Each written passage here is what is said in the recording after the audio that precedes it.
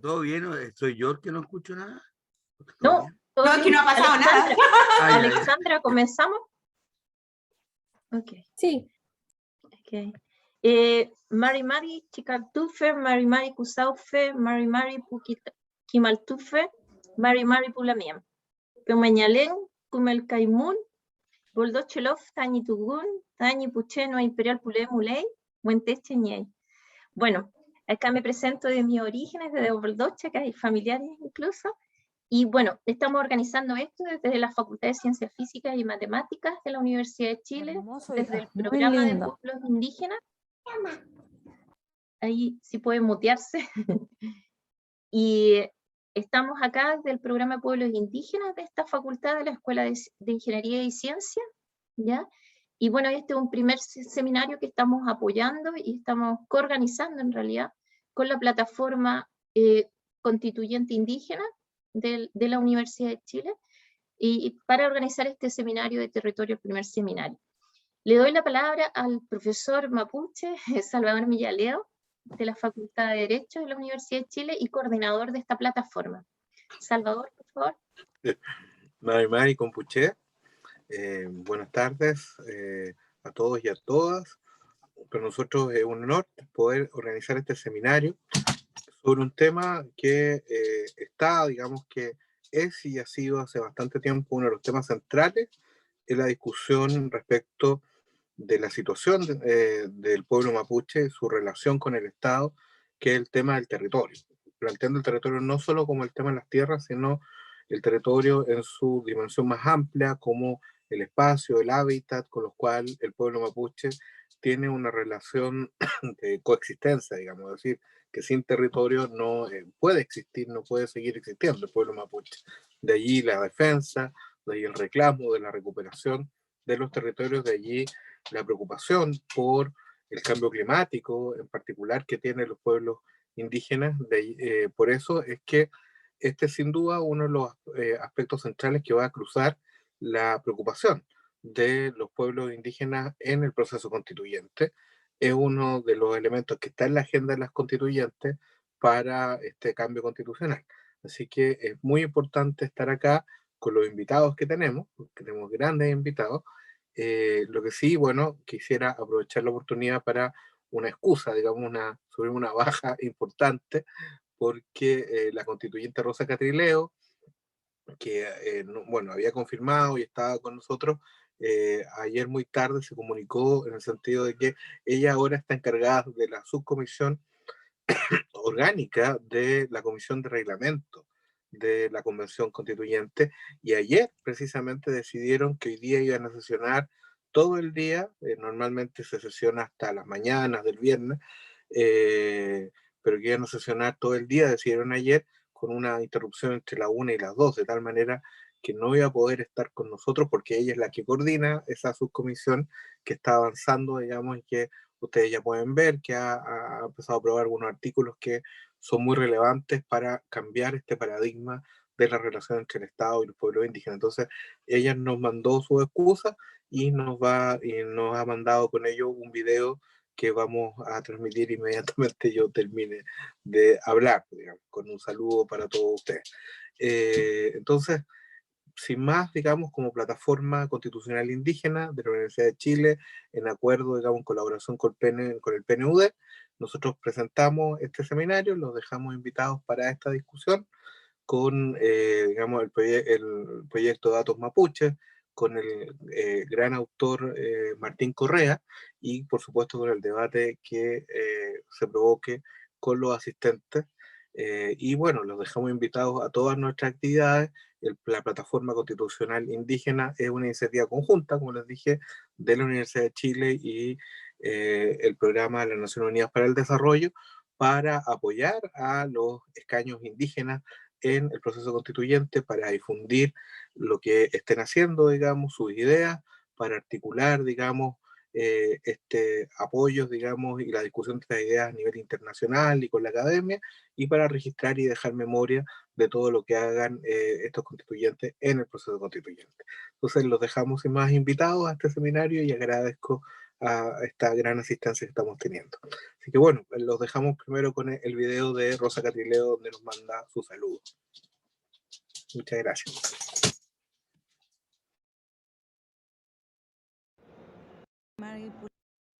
Soy Rosa Catrileo, convencional constituyente mapuche. Me encuentro en este momento en los patios de la Casa Central de la Universidad de Chile, a punto de ingresar al pleno de la Comisión de Reglamento, de la cual soy parte.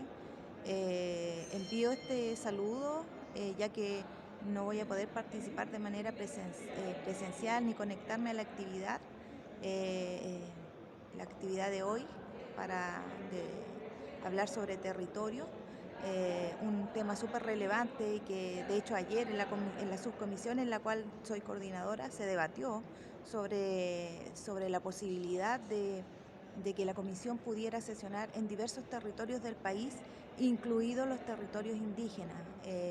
Hemos tratado de incluir el concepto de territorio indígena, dando cuenta de que hay una diferenciación respecto de los otros territorios. No tiene que ver con una unidad político-administrativa del Estado, tiene que ver con el derecho de autodeterminación, con el derecho de que nosotros como pueblos indígenas definamos cuál es el espacio territorial en que nosotros nos desarrollamos como pueblo. Eso es para nosotros el territorio. Ese concepto lo estamos trabajando desde ya, queremos incluirlo desde las primeras etapas, desde la primera normativa que estamos elaborando en la Convención Constitucional. Por eso que también nos hemos preocupado desde que desde el reglamento ya quede asentado que existen los territorios indígenas. Acá en Chile siempre se habla de tierras indígenas, esto por lo que se señala en la ley, ¿cierto? La ley indígena reconoce solo las tierras y no el territorio. Sin embargo, como el argumento que nosotros hemos estado utilizando es que el Convenio 169, que es un tratado internacional de derechos humanos y que por lo tanto es obligatorio para la Convención, establece y reconoce el concepto de territorios indígenas. De manera que es una unidad que nosotros podemos decir que debe estar reconocida, que está vigente en Chile y que debe ser respetada. La definición de territorio, ayer se generó el debate, bueno, ¿quién define quiénes son los territorios indígenas? Y nosotros, el argumento que presentamos es que nosotros, los pueblos indígenas, definimos cuáles son nuestros territorios. Lo definimos en base a nuestro derecho propio y a nuestro derecho a poder definir y decidir en base a nuestra propia institucionalidad estos conceptos.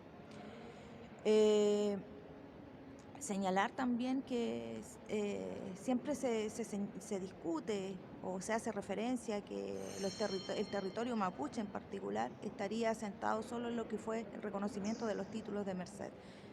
Por mi parte no reconozco esa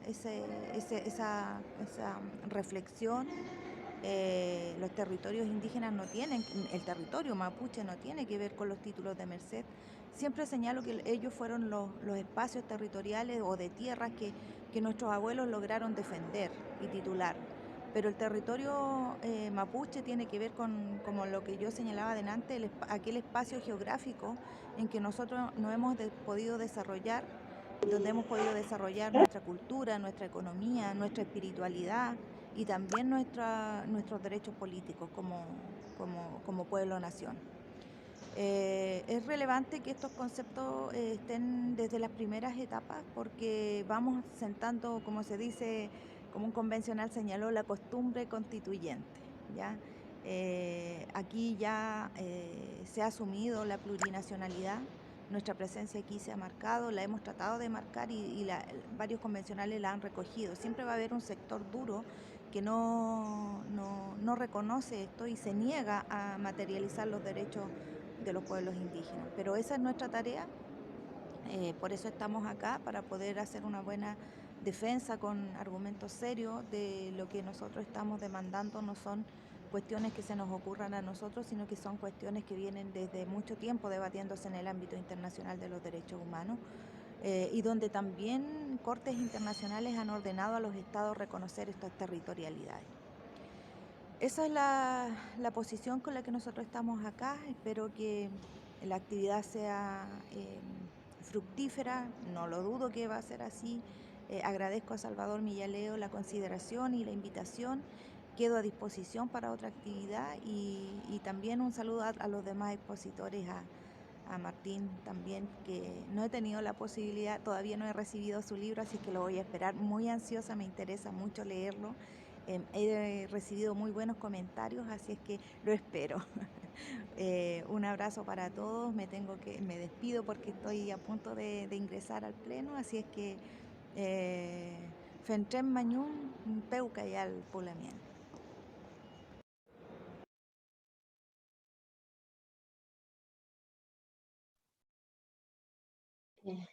Bueno, vamos a continuar entonces. Ahí estaba el video de Rosa Catrileo, constituyente indígena y que no pudo participar. Pero vamos a continuar ahora.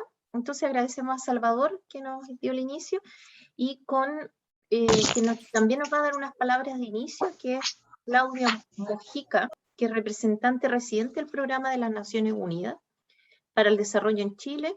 Ha realizado estudios de ingeniería industrial en la Universidad Centroamericana José Simón Cañas en Salvador y una maestría en asuntos internacionales en la Escuela de Derecho y Diplomacia de Fletcher, Universidad de Tufts, Boston.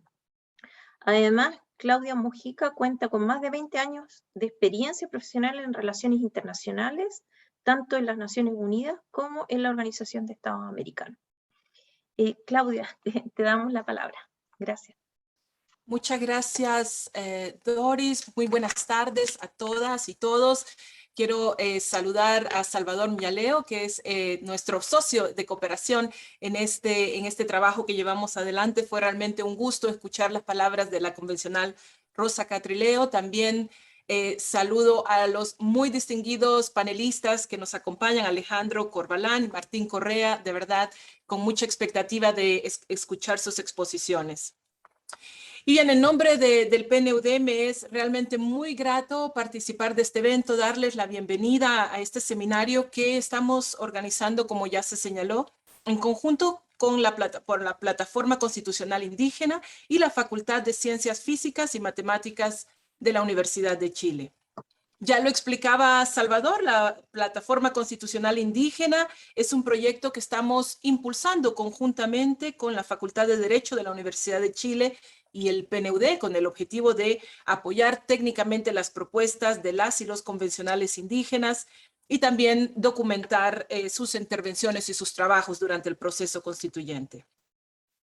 De nuestra parte, el PNUD participa de esta iniciativa a partir de nuestro mandato de apoyo al país y apoyo a los países donde trabajamos en temas de gobernabilidad, con la intención de aportar, en este caso, al proceso constituyente en sus desafíos, pero sobre todo en las claras oportunidades que el mismo trae consigo para el país.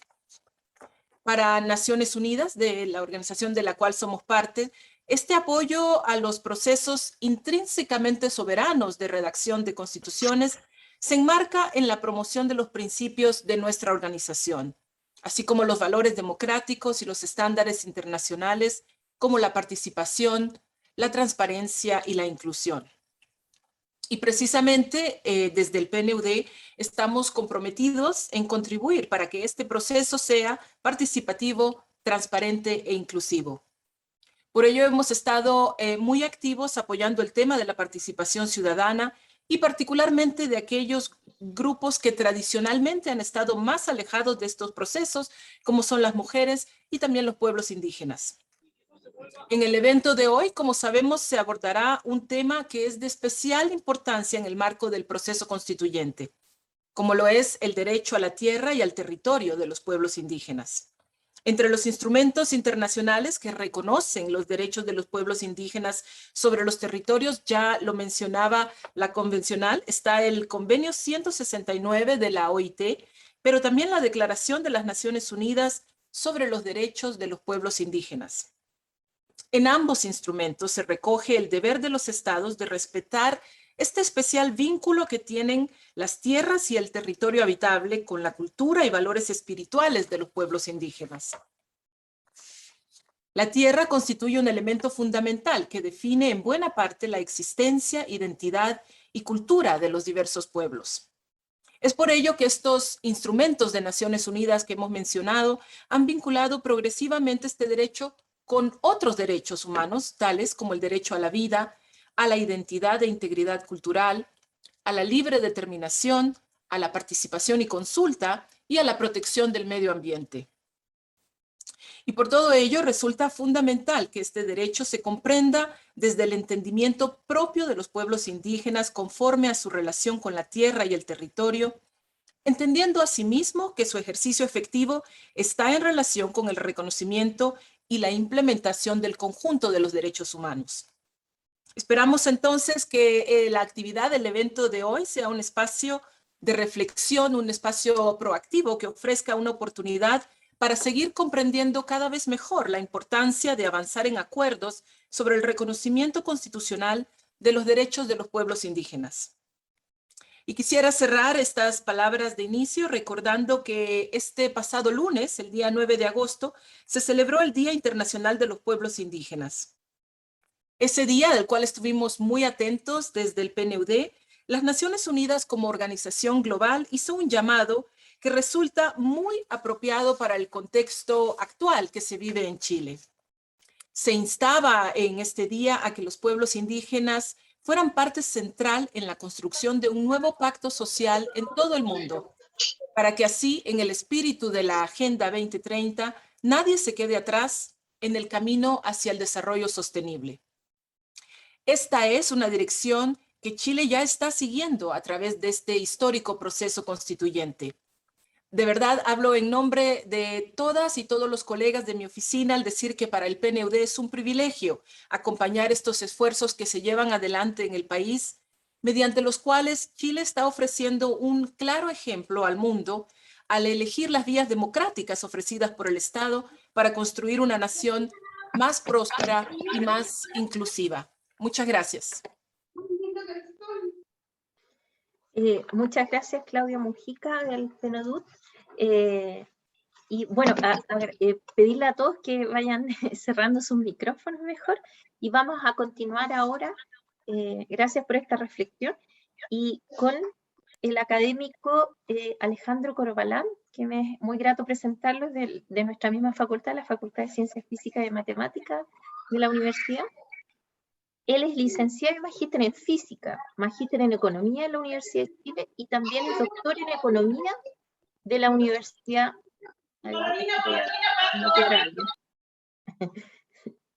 Aquí lo voy a continuar. También es doctor en economía de la Universidad de Nueva York y es académico del Departamento de Ingeniería Industrial de la Universidad de Chile, investigador del Instituto Milenio de Imperfecciones de Mercado y Políticas Públicas, y es director del proyecto de datos mapuche que nos va a presentar, y ha publicado numerosos artículos en temas de economía política como instituciones, democracia, conflicto y desigualdad. Bueno, le doy la palabra aquí a Alejandro si quiere compartir una presentación, me parece. Gracias. Ahí estoy, perfecto. Hola, buenas tardes. Muchas gracias a la Plataforma Constitucional Indígena por esta invitación. Gracias a Salvador, gracias a Dori, gracias a Claudia por sus palabras. Para mí es un honor estar acá, y en particular estar junto a Martín Correa, a quien he leído mucho, así que estoy muy contento de estar en este Zoom con ustedes. Yo vengo a hablar de datos, voy a introducir un proyecto de construcción y difusión de datos, un proyecto llamado Proyecto de Datos Mapuche, el cual hemos venido trabajando hace años con una serie de colegas, y entiendo perfectamente que hablar de datos y sobre todo en este contexto resulta de alguna manera complicado, así que antes de una breve presentación que tengo preparada, querría contextualizar un poco nuestro trabajo. Los datos fueron históricamente y siguen siendo de alguna manera herramientas ligadas al poder, y hasta hoy persisten sospechas sobre su presunta neutralidad. Más que mal, alguien debe decidir lo que se mide y, más importante, alguien debe financiar los procesos en que se miden datos. En la conversación particular que hoy día nos reúne, los datos son particularmente problemáticos, y esto porque la aparición de información cuantitativa a gran escala en todo el mundo estuvo ligada a la aparición del Estado moderno. Los primeros censos, a modo de ejemplo, tenían como objetivo la incorporación y la tributación de las distintas poblaciones. Y la estadística tenía como objetivo servir al Estado. De hecho, si ustedes miran etimológicamente la palabra estadístico, significa, el estadístico es el funcionario del Estado, que va a usar justamente esas herramientas en función de estos objetivos que les comenté, principalmente la incorporación de población. Ahora, dicho carácter autoritario de los datos se fue debilitando en el tiempo. Nosotros creemos que iniciativas como la que nosotros hacemos muestran el doble juego que opera en las sociedades abiertas, donde por una parte el Estado financia proyectos que por otra parte pudiesen criticar la misma labor del Estado. En ese sentido, la misma Universidad de Chile, la principal institución de educación superior estatal, cumple un rol similar. Por todas estas razones que acabo de mencionar, los datos son, de alguna manera, un elemento integral de las políticas públicas hoy en día. Un ejemplo reciente de esto fue la discusión de escaños reservados que hubo justamente a propósito de la Convención Constitucional. Naturalmente, este tipo de discusiones es una discusión política, pero a su vez se apoya en un correlato técnico y cuantitativo.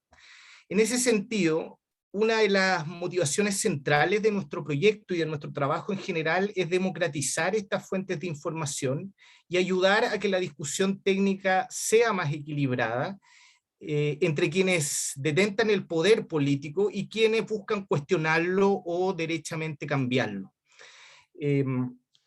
En ese sentido, lo que yo voy a hacer, me voy a salir un poquito del marco de esta presentación que tiene que ver con asuntos más territoriales, y le voy a presentar un breve resumen. Tengo una presentación muy cortita respecto de lo que hace el proyecto nuestro en una serie de dimensiones donde una de ellas se refiere al territorio.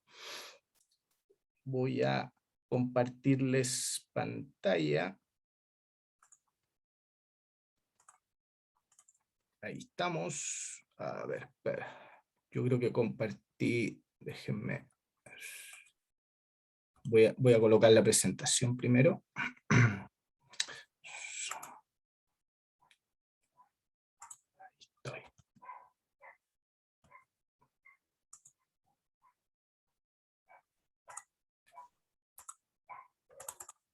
Perfecto. Muy bien. Ahí. Perfecto. Perfecto.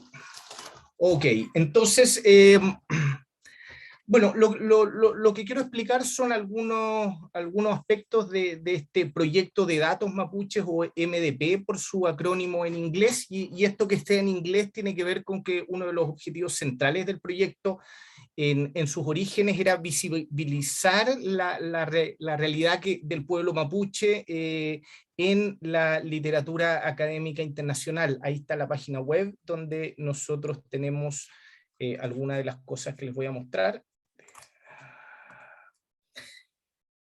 Ok, el proyecto de datos mapuches, o MDP, es financiado por el Instituto Milenio de Imperfecciones de Mercado y Políticas Públicas. Este es un Instituto Milenio que está albergado en la Facultad de Ciencias Físicas y Matemáticas de la Universidad de Chile, y el proyecto también es auspiciado por las universidades de Chile y de Talca.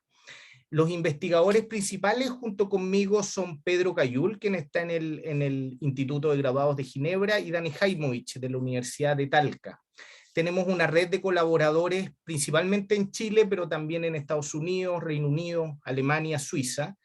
Y si bien quienes iniciamos este proyecto somos economistas, se han ido integrando una serie de académicos de otras disciplinas, como cientistas políticos, sociólogos, geógrafos.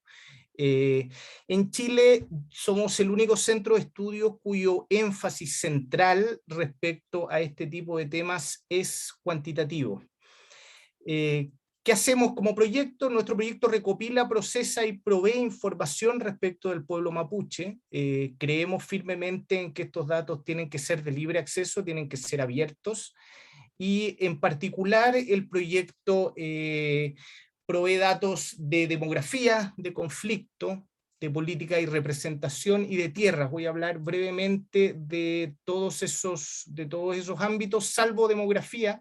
Así que déjenme decirles brevemente qué tipo de cosas hacemos respecto a datos demográficos. Nuestro equipo digitalizó los censos históricos que contienen información de población indígena a partir del año 1907. Y por otra parte hemos trabajado con los censos modernos para generar una serie de medidas de diversidad étnica como fraccionalización, polarización, segregación, a partir de los censos del año 1992.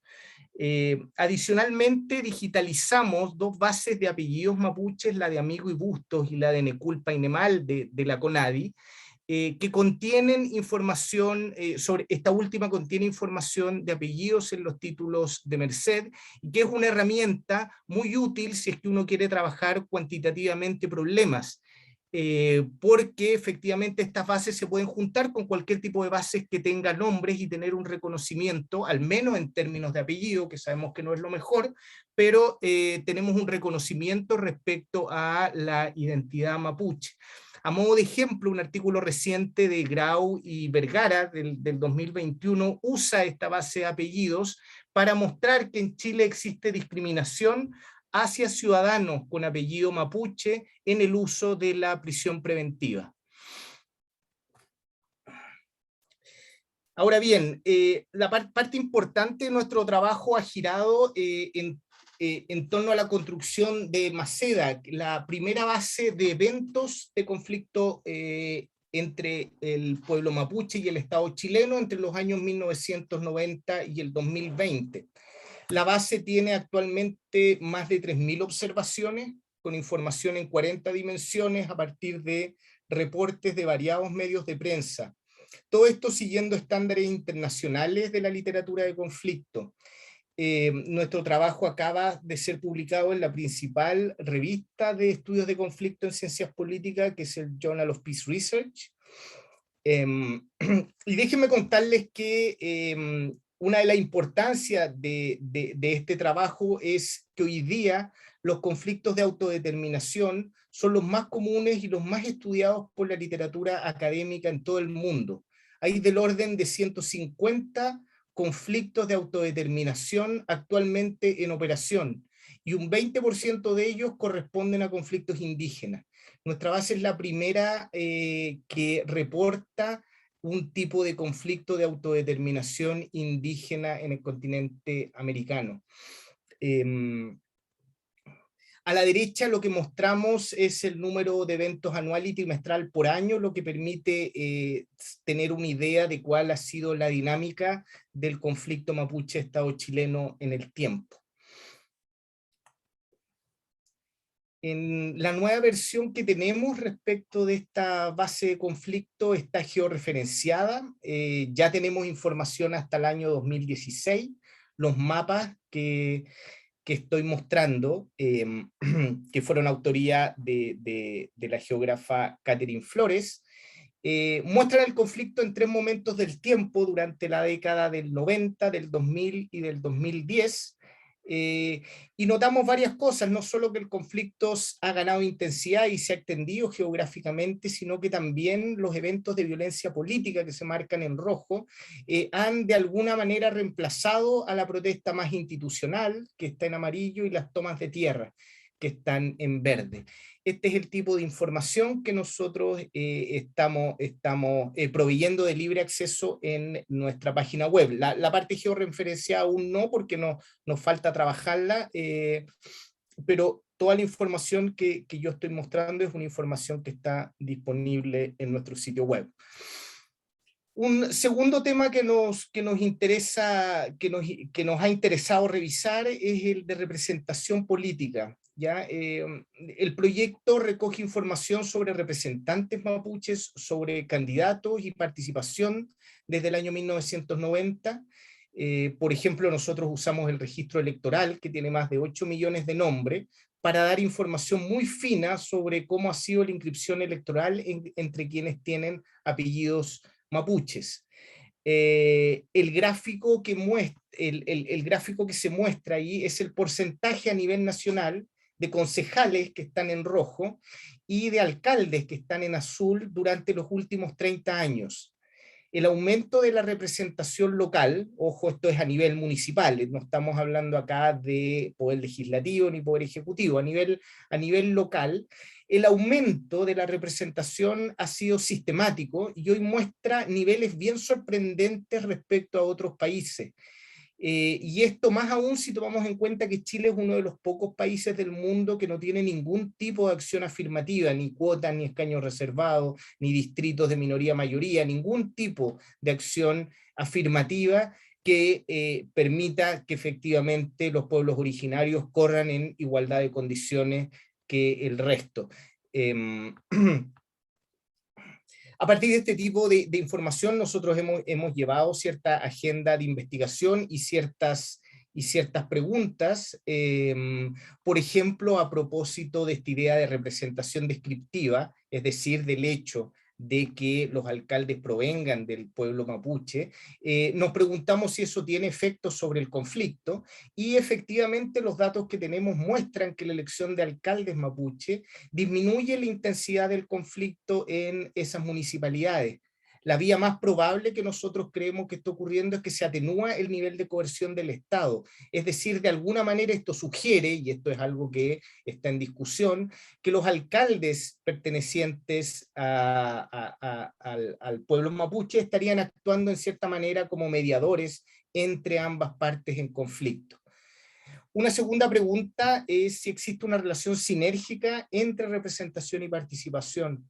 En un segundo estudio, junto a Pedro Cayul, nosotros mostramos que la elección de alcaldes hace aumentar la tasa de registro entre jóvenes mapuches, dando cuenta que efectivamente existe un proceso de retroalimentación entre políticos y votantes y que se ha observado en otras minorías en distintas partes del mundo.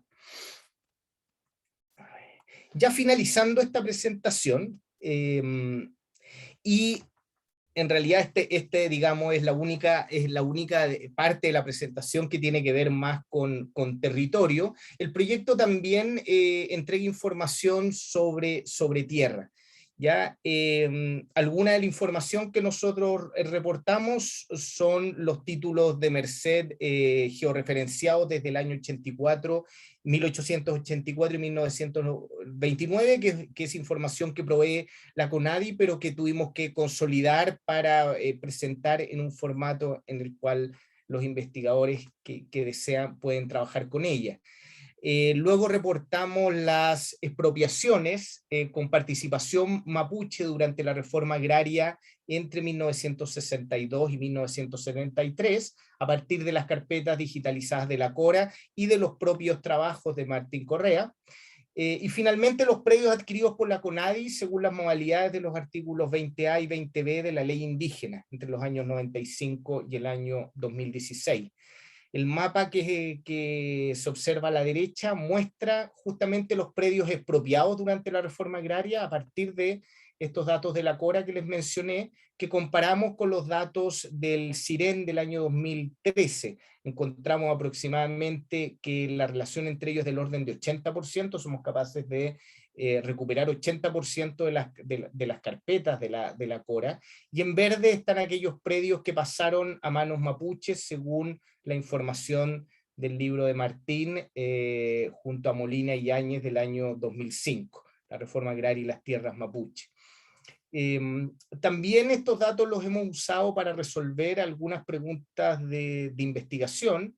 En un reciente artículo de Dani Jaimovich y Toledo, se muestra que el conflicto en la región tiene determinantes de largo plazo y de hecho los predios que participaron en la reforma agraria hoy exhiben más eventos de conflicto. Este es un resultado que no solamente se circunscribe a los predios mapuches.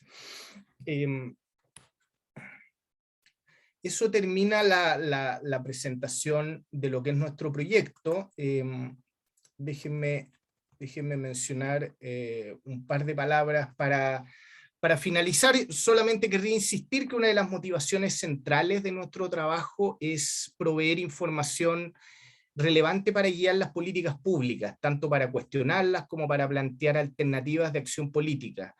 Y en ese sentido, quienes participamos de este proyecto estamos muy entusiastas de poder conversar con ustedes, y desde ya les digo que nosotros nos colocamos a total disposición de esta plataforma constitucional para aportar desde nuestra experiencia, que es más técnica, que es más cuantitativa, en todo lo que a ustedes les parezca relevante.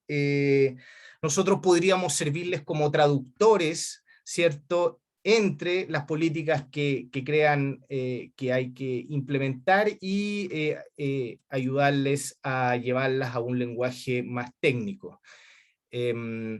Hace unos días atrás yo escuché a Martín en el programa Mentiras Verdaderas y hizo una frase que me resonó. Comentó que su idea era transformar la intuición de la usurpación en dato duro. Nosotros justamente coincidimos en eso y querríamos aportar junto a la plataforma indígena en esta tarea.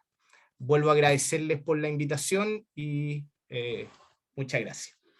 Alejandro, aquí tienes varias preguntas, vamos a hacer solamente estas 3 para poder después continuar.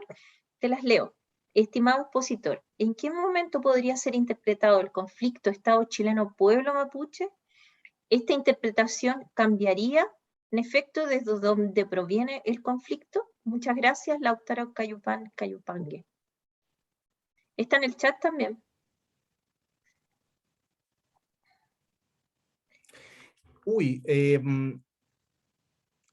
No sé si entendí bien la pregunta. Es que yo pienso que tiene que ver de dónde viene la procedencia del conflicto, ¿ya? No sé si Lautaro quiere... ¿Aclararlo?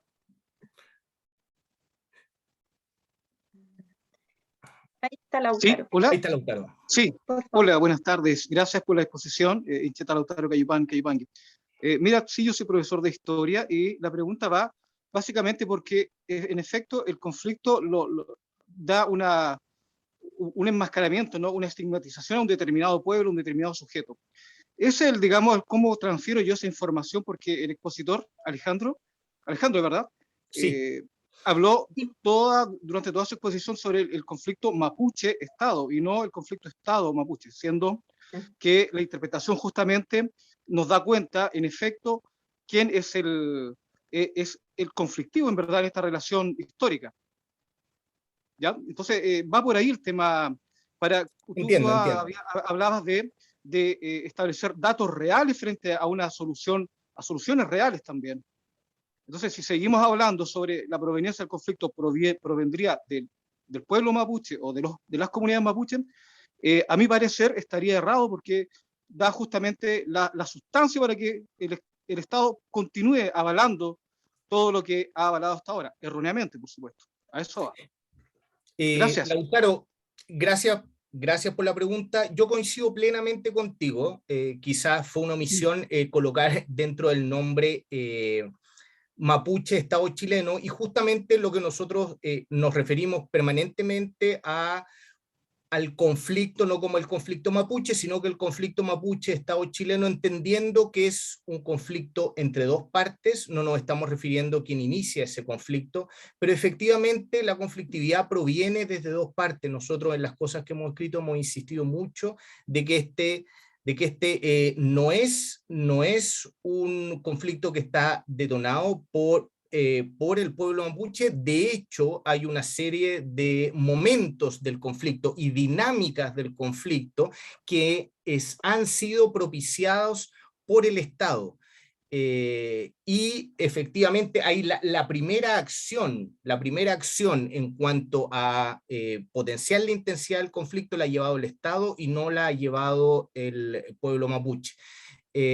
Así que bueno, coincido contigo, el orden de las palabras efectivamente podría llevar a eso, y vamos a tratar de ser cuidadosos y a lo mejor referirnos al conflicto Estado-pueblo mapuche en el sentido contrario, pero estoy de acuerdo.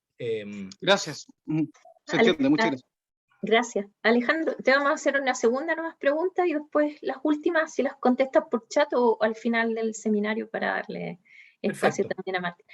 Te pregunto, aquí dice Claudia Rodríguez Seger, dice, ¿la apertura de los datos que analiza el proyecto ha sido debatida con los actores indígenas? Ha sido debatido, ha sido debatida con personas del pueblo indígena, no sé si con los actores que están propiamente más involucrados en el conflicto. O sea, si son actores respecto al conflicto, la respuesta es no. Si lo hemos conversado con gente del pueblo mapuche y hemos debatido respecto a ese tipo de cosas, en ese caso sí. Ok. Bueno, como te acortaste, voy a hacer dos preguntas más. ¿Cuál es la muestra y temporalidad del proyecto de datos mapuche? A ver, respecto a los datos de conflicto, mapuche Estado chileno o Estado chileno mapuche, la temporalidad se inicia en la fase moderna, ¿cierto? Post 1990. Ahora, respecto a otra información que nosotros buscamos proveer, yo lo comenté, tenemos datos de censos históricos, tenemos datos de tierra desde los primeros títulos de Merced en la década de 1880, así que tratamos que el espacio que cubra sea lo más amplio posible. Estamos trabajando en este momento para tener una base de candidatos de pueblo mapuche desde 1920, 1930, donde empezaron a competir los primeros candidatos mapuche. O sea, estamos tratando de construir información que sea, digamos, lo más extendida en el tiempo posible. Perfecto. Y la última, ¿cómo dimensiona la soberanía de datos indígenas?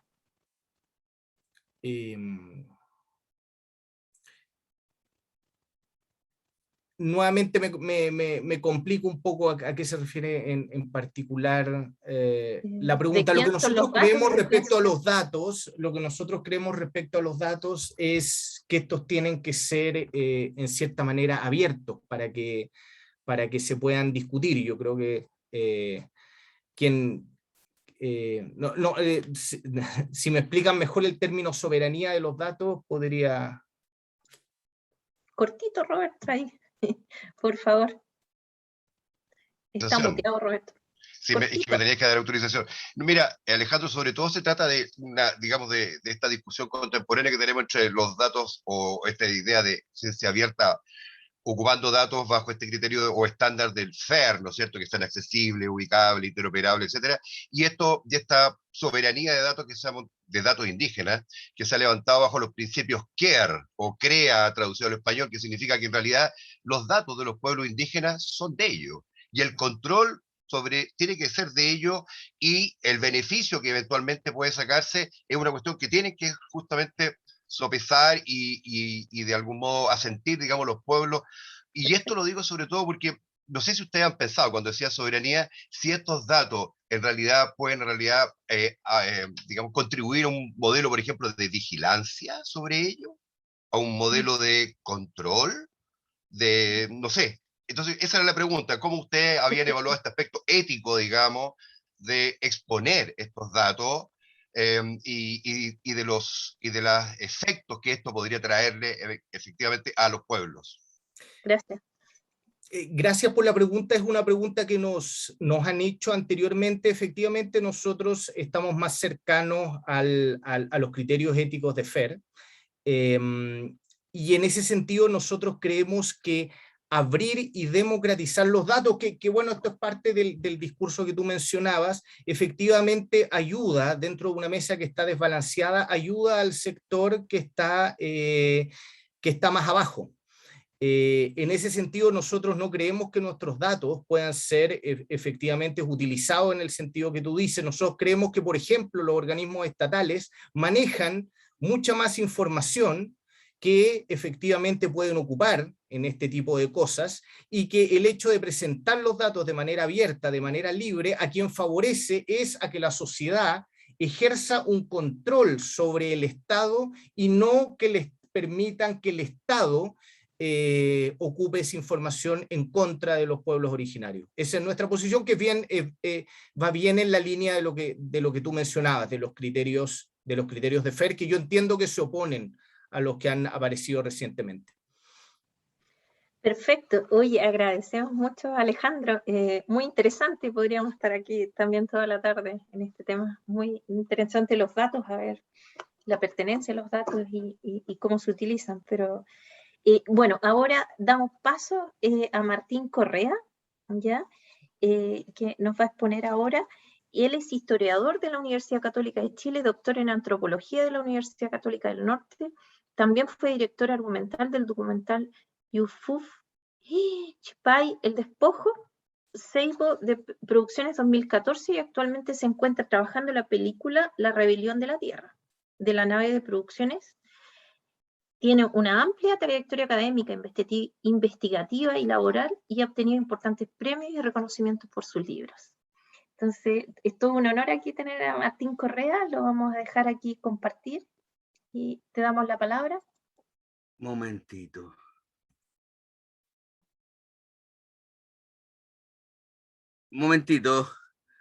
Sí, ningún problema. Es que tengo problemas de tipo familiar. Hola, Mari Peña y la mía Compuche, agradecidos por la invitación, la propuesta que me hizo Aligüen Antileo hace un buen rato. Después me seguí comunicando con la Damián Doris, y aquí dispuesto a compartir, a transformar, como rescató Alejandro recién, la intuición de la usurpación en el dato duro de la usurpación.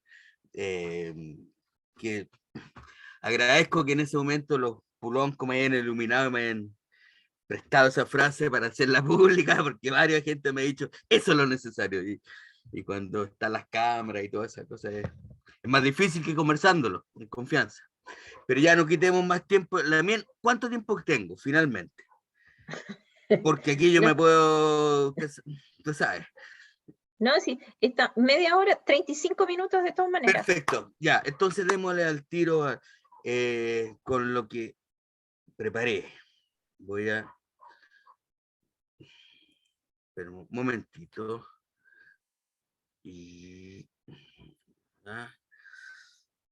yo no soy muy experto en esto. Ahí está.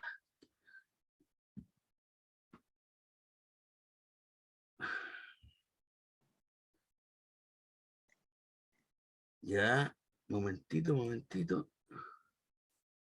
Bueno, aquí Alejandro tiene una discusión ahí por chat para que vaya contestando si quiere o quiere leerla. Es que sabes que no sé cómo... En el verdecito dice compartir pantalla. De acuerdo, pero soy un lerdo, es que yo soy hijo de la generación, yo soy del 2000, antes. Ya. Ahí está. Sí. Y si lo hago así, está mejor, ¿cierto? Mejor. Sí. Ya. A ver, bien. Bueno, buenas tardes nuevamente. Y vamos... A ver, originalmente la presentación era el origen de la propiedad particular y el desarrollo de la propiedad particular en su relación con el pueblo mapuche, lo que nos abarca mucho tiempo y abarca un territorio más grande, entonces, muy grande, y distintas situaciones que voy a tratar de abarcar lo más posible, y lo demás será conversado o lo pueden ver en el libro que está ahora. Se supone que esta semana llegarán nuevas versiones porque está agotado, igual que su autor. Bien, lo primero que quiero señalar que el territorio mapuche es un territorio que se extendía entre el río Limarí y Chiloé. Esto es sabido por todos, pero de todas maneras nunca está de más reafirmarlo. Y ya hacia el año 1598 viene lo que la historiografía tradicional, chilena conservadora ha calificado como el desastre de Curalaba, y que es el levantamiento de Curalaba. O sea, el desastre. Llama la atención las palabras que se utilizan, así como se habla de pacificación, palabra que nunca se utiliza en las memorias del Ministerio de Guerra, en los partes militares, solo lo utiliza Vicuña Maquena en los discursos sobre la pacificación de la Araucanía, pero no se habla de la palabra pacificación, como también la historiografía, sin embargo, se enseña como pacificación. De un tiempo a esta parte es cada vez menos, cosa que se agradece. También se habla del desastre de Curalaba. En la historia de Chile hay muchos desastres, pero hay dos que son calificados como los desastres. El desastre de Curalaba y el desastre de Rancagua. En el desastre de Curalaba, quienes triunfan son los mapuches y quienes pierden son los españoles. En el desastre de Rancagua, quienes triunfan son los españoles y los que pierden son los chilenos. Por tanto, en los dos desastres, los españoles en uno pierden y en el otro ganan. Tiene que ver con la imagen que se quiere dar del país que se construye, que es más español que mapuche. Y hablemos de ahora en adelante, que es una exigencia para seguir hablando del levantamiento de Curalaba, ¿bien? Se fija una frontera que es el río Biobío, frontera que es respetada en 29 parlamentos que se establecen entre la corona española y el pueblo mapuche. Estamos hablando de una relación de Estado a Estado, de nación a nación, en que participan 3.000 participantes en los parlamentos de Apigüe, Yumbel, Lonquilmo, etcétera, Negrete, parlamentos que empezaban con las palabras del rey. O sea, estamos hablando de una cosa muy formal, no era un encuentro debajo de un árbol en la esquina de Gualmapu, ¿no? Con gran concurrencia, se reglamentan todo lo que son las relaciones comerciales, políticas y también territoriales. Y la frontera del Biobío queda fijada ahí.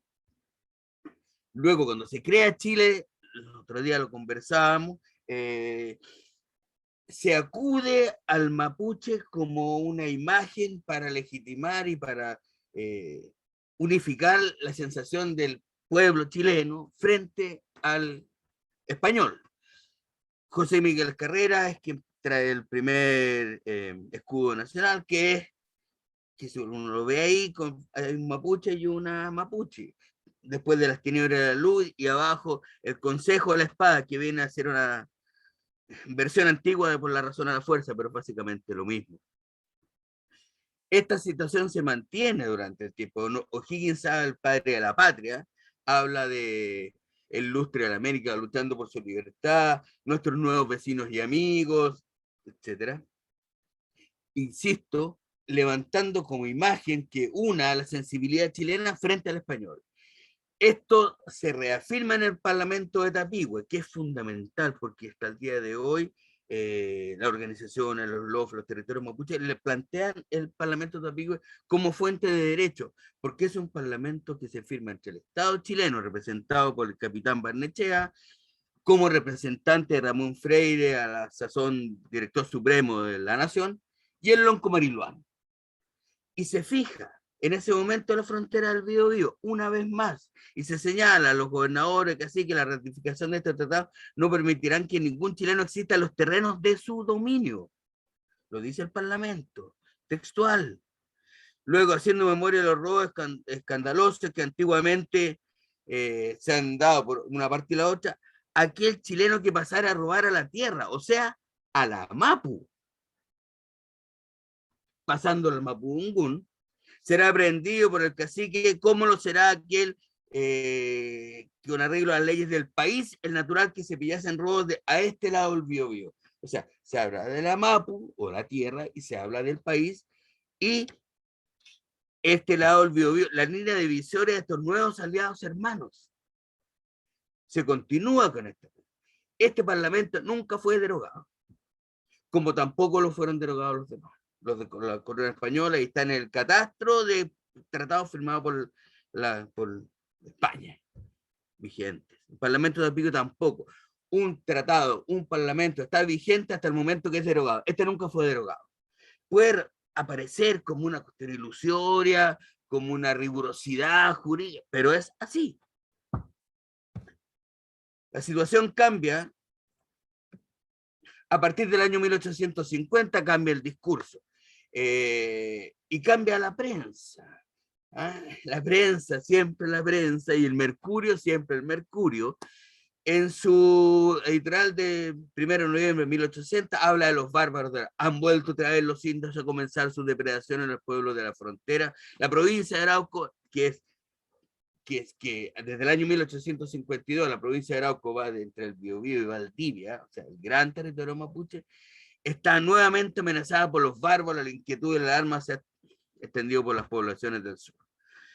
¿Qué se pretende con esto? Nuevamente, fijar en la mente, en el inconsciente de los chilenos, de la sociedad chilena, la necesidad de enfrentar esta situación, como lo es hoy día. Se estigmatiza el mapuche, ya no es el lustre de América luchando por su libertad, nuestros vecinos y amigos, sino que ahora son los bárbaros, los flojos y los borrachos. Aquí es importante lo que dice un gran antropólogo que siempre rescato, que fue Milan Stuklic, que fue el director de la, que llegó al año, un checo, que llegó al año 1968, se fue a Temuco, vivió en una comunidad cercana a Cholchol, fue director luego de la Universidad, de la Escuela de Antropología de la Católica de Temuco, y se tuvo que ir rápidamente el 11 de septiembre del 73, y quien sostiene que lo que hay detrás de este cambio es el trasfondo moral, cómo se interpreta y quién interpreta, porque los mapuches que lucharon contra los españoles siguen siendo los mismos mapuches que luchan contra los chilenos. Si antes eran buenos, hoy día son malos. ¿Y quién hace esa interpretación? Las partes interesadas, lo moral que hay detrás de esta interpretación. Y ahora lo hace la oligarquía nacional, regional, y lo hace el Mercurio también. Cambia el discurso, se plantea ocupar este gran territorio. Ahí tenemos que ir necesariamente a Diego Portales. Chile es un estado unitario. Y hay una franja de tierra entre el Biobío y el Toltene en que no está la presencia chilena. Y son res nullius, tierra de nadie en términos jurídicos, porque no tienen inscritos sus dominios. El registro civil recién ¿cómo se llama? Empieza a funcionar el año, el Código Civil en el año 1855, no están inscritos los dominios, y la única propiedad válida es la inscrita. Cambia la percepción. Por intereses económicos se necesita exportar para la fiebre aerocaliforniana, entre otras cosas, donde hay mucha gente trabajando, y cómo se alimenta la gente, con pan. Para eso que necesitamos harina, y cómo se saca la harina, trigo. ¿Y dónde plantamos trigo? Hay un gran territorio amplio, con ríos, quebradas, llanuras, planos, exquisito, en términos de recursos naturales, que está habitado por unos indios, que no tienen derecho sobre esa tierra, pero que además forman mano de obra. Y como lo señalé, la idea es ejercer además soberanía en un territorio autónomo, plantearse el Estado unitario y poblar con inmigrantes europeos. Esta es la tesis de la ideología de la ocupación que plantea desde hace tiempo ya don Jorge Pinto, Premio Nacional de Historia. Y para esto la prensa es una aliada, como son los discursos de los políticos en el Congreso. Benjamín Vicuña Maquena, a la sazón diputado por Valdivia, o sea, y Valdivia formaba parte de la provincia de Cautín, o sea, hay intereses ahí. Señala que el mapuche es un bruto indomable, enemigo de la civilización, porque solo adora los vicios a los que vive sumergido la sociedad, la embriaguez, la tradición y todo ese conjunto de abominaciones que constituyen la vida salvaje. Eso plantea Benjamín Vicuña Maquena. ¿Para qué? Nuevamente, para legitimar el ingreso del ejército, de los cuerpos armados. Y se construye este otro, ya ahora es el enemigo, en beneficio de los, entre comillas, valores universales y compartidos, cuyo máximo representante es el Estado chileno. Y viene el plan de ocupación militar, Cornelio Saavedra, quien es nombrado intendente de la provincia y jefe militar de la fuerza ahí establecida. Y aquí, y en la quebrada del Ají, una persona que tiene el poder político y el poder militar es una dictadura. Así es. Y establece el plan de ocupación militar. El plan de ocupación que es avanzar la frontera hasta el río México, ir avanzando la frontera hacia el Mayeco, hacia el Cautín, o sea, Traiguén, Lumaco, Cautín, y de ahí arriba hacia la cordillera. Lonquimay, o sea, Curacautín, Lonquimay. ocupar el gran espacio avanzando la frontera, y avanzando la frontera a través de líneas de fuertes que son el origen de las ciudades actuales, Coyipulli, Angol, Chihuahua, Temuco, Victoria, Traiguén, son todos fuertes, ahí nacen. Una vez que avanzando la línea de frontera se subdivide, se enajenan los territorios. Terrenos del Estado. ¿Y por qué son terrenos del Estado? Porque la ley de 1852, el decreto ley, establece que la provincia de Arauco forma parte del Estado chileno, pasando por encima del Parlamento de Tapigüe. Y se nombra territorio de indígenas, 2 años después, territorio de colonización. Y luego colonizarlo más a propósito para este objeto. Se emplazan estos fuertes en lugares estratégicos, Temuco, Traiguén, lugares de gran población mapuche, y son, insisto, el origen de las actuales ciudades. Esto lo pongo porque recuerdo ahora, por ejemplo, el problema que ha habido con la hortalicera en Temuco. Cuando se forma el fuerte Temuco, adentro de un fuerte no hay invernadero, no hay siembra, no hay nada, y se alimenta los habitantes del fuerte, las milicias, de lo que traen las lamienes que vienen de Padre Las Casas, de Vilcún, de las cercanías. Entonces la presencia mapuche, la presencia de los hortaliceras mapuche nace con la presencia de los fuertes, por tanto es antiquísima, y hoy día se pretende despojar con ello la identidad de un pueblo como Temuco, de una ciudad como Temuco. La presencia de los hortaliceros se remonta incluso a estos momentos. Y junto con las leyes, junto con los discursos, junto con las prensas, están las memorias del Ministerio de Guerra. Yo lo comentaba en otros lugares. Aquí en este trabajo que hemos hecho, se revisaron todas las memorias del Ministerio de Guerra. Están las cartas de Gregorio Urrutia, las frecuentes incursiones de los indios unidos en una conflagración general han traído estado de incertidumbre y pánico a los pobladores. ¿Y qué se hace indispensable? Recurrir a medidas extraordinarias de represión, o sea, financiar medidas extraordinarias de represión. Hoy día eso está vigente. Cuando se militariza el territorio mapuche, hoy día, cuando se traen nuevos tanques, nuevos anfibios, parece el 25 de julio de 1868. Continúa vigente. Y de la mano con esta vienen lo que son las expediciones punitivas. A medida que avanza el ejército, va avanzando el ejército, aquí las linecitas que se ven arriba son las campañas, las divisiones que lo han cruzado. Esto es un mapa de 1869. Las expediciones punitivas, que en las memorias del Ministerio de Guerra se señala, ha sido una buena campaña, hemos quemado 2000 rucas, quemamos la cementera, trajimos, ayer estuve en un foro con Pablo Marimán, quien habla de 350 animales. Sumen al pueblo mapuche en la pobreza. En esto yo creo que ser bien claro, o sea, cuando en la pregunta anterior que le decían a Alejandro respecto del conflicto mapuche, el pueblo mapuche dice, nosotros estamos bien, estamos tranquilos, hasta que llegó el Estado chileno, con el ejército, con los colonos. Por tanto, no es el conflicto mapuche, sino el conflicto del Estado chileno con el pueblo mapuche.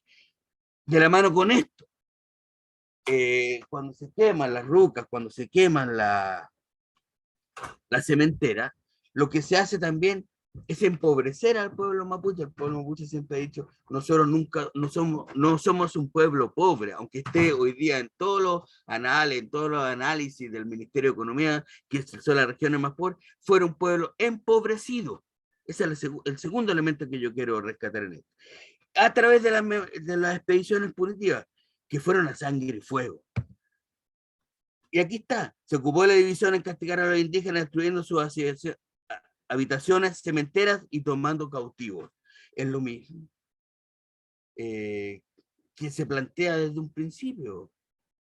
No hay pacificación, no hay un encuentro de civilización. Estamos hablando de un ejército fuertemente armado. Ahí está traducido lo que dice en el texto de las memorias del Ministerio de Guerra. Me puse en marcha hacia Ultramayé con 800 hombres, o sea, que se unen en los rincones de Chihuahua, con 200 más, o sea, estamos hablando del ejército en forma, y con todas las características de un ejército, no sé, con toda la fuerza y ¿cómo se llama? Los pertrechos que el Parlamento chileno entregaba. y finalmente se produce la propiedad, se construye la propiedad. Detrás del ejército iba Teodoro Smith haciendo escuelas de 500 hectáreas, colindantes entre sí, que son el origen de la gran propiedad actual. Y si vemos en este cuadro, que son las memorias de Teodoro Smith, las remates empiezan en el año 1868. Y los títulos de merced, que son el proceso de erradicación, de reconocimiento de las reducciones de la tierra chica, empiezan en 1884. Entonces uno ve los títulos de merced y en cada uno de los títulos de merced ya colindan con particulares. La ley la ley de 1866, a través de la cual se radica, establece que se va a trasladar la comisión radicadora y va a reconocer los espacios que ocupan las familias mapuche. Lo que hacen es rematar primero, por tanto no reconocen los espacios que efectivamente se ocupaban por las familias mapuche, son reducidos al 5% de su ocupación ancestral.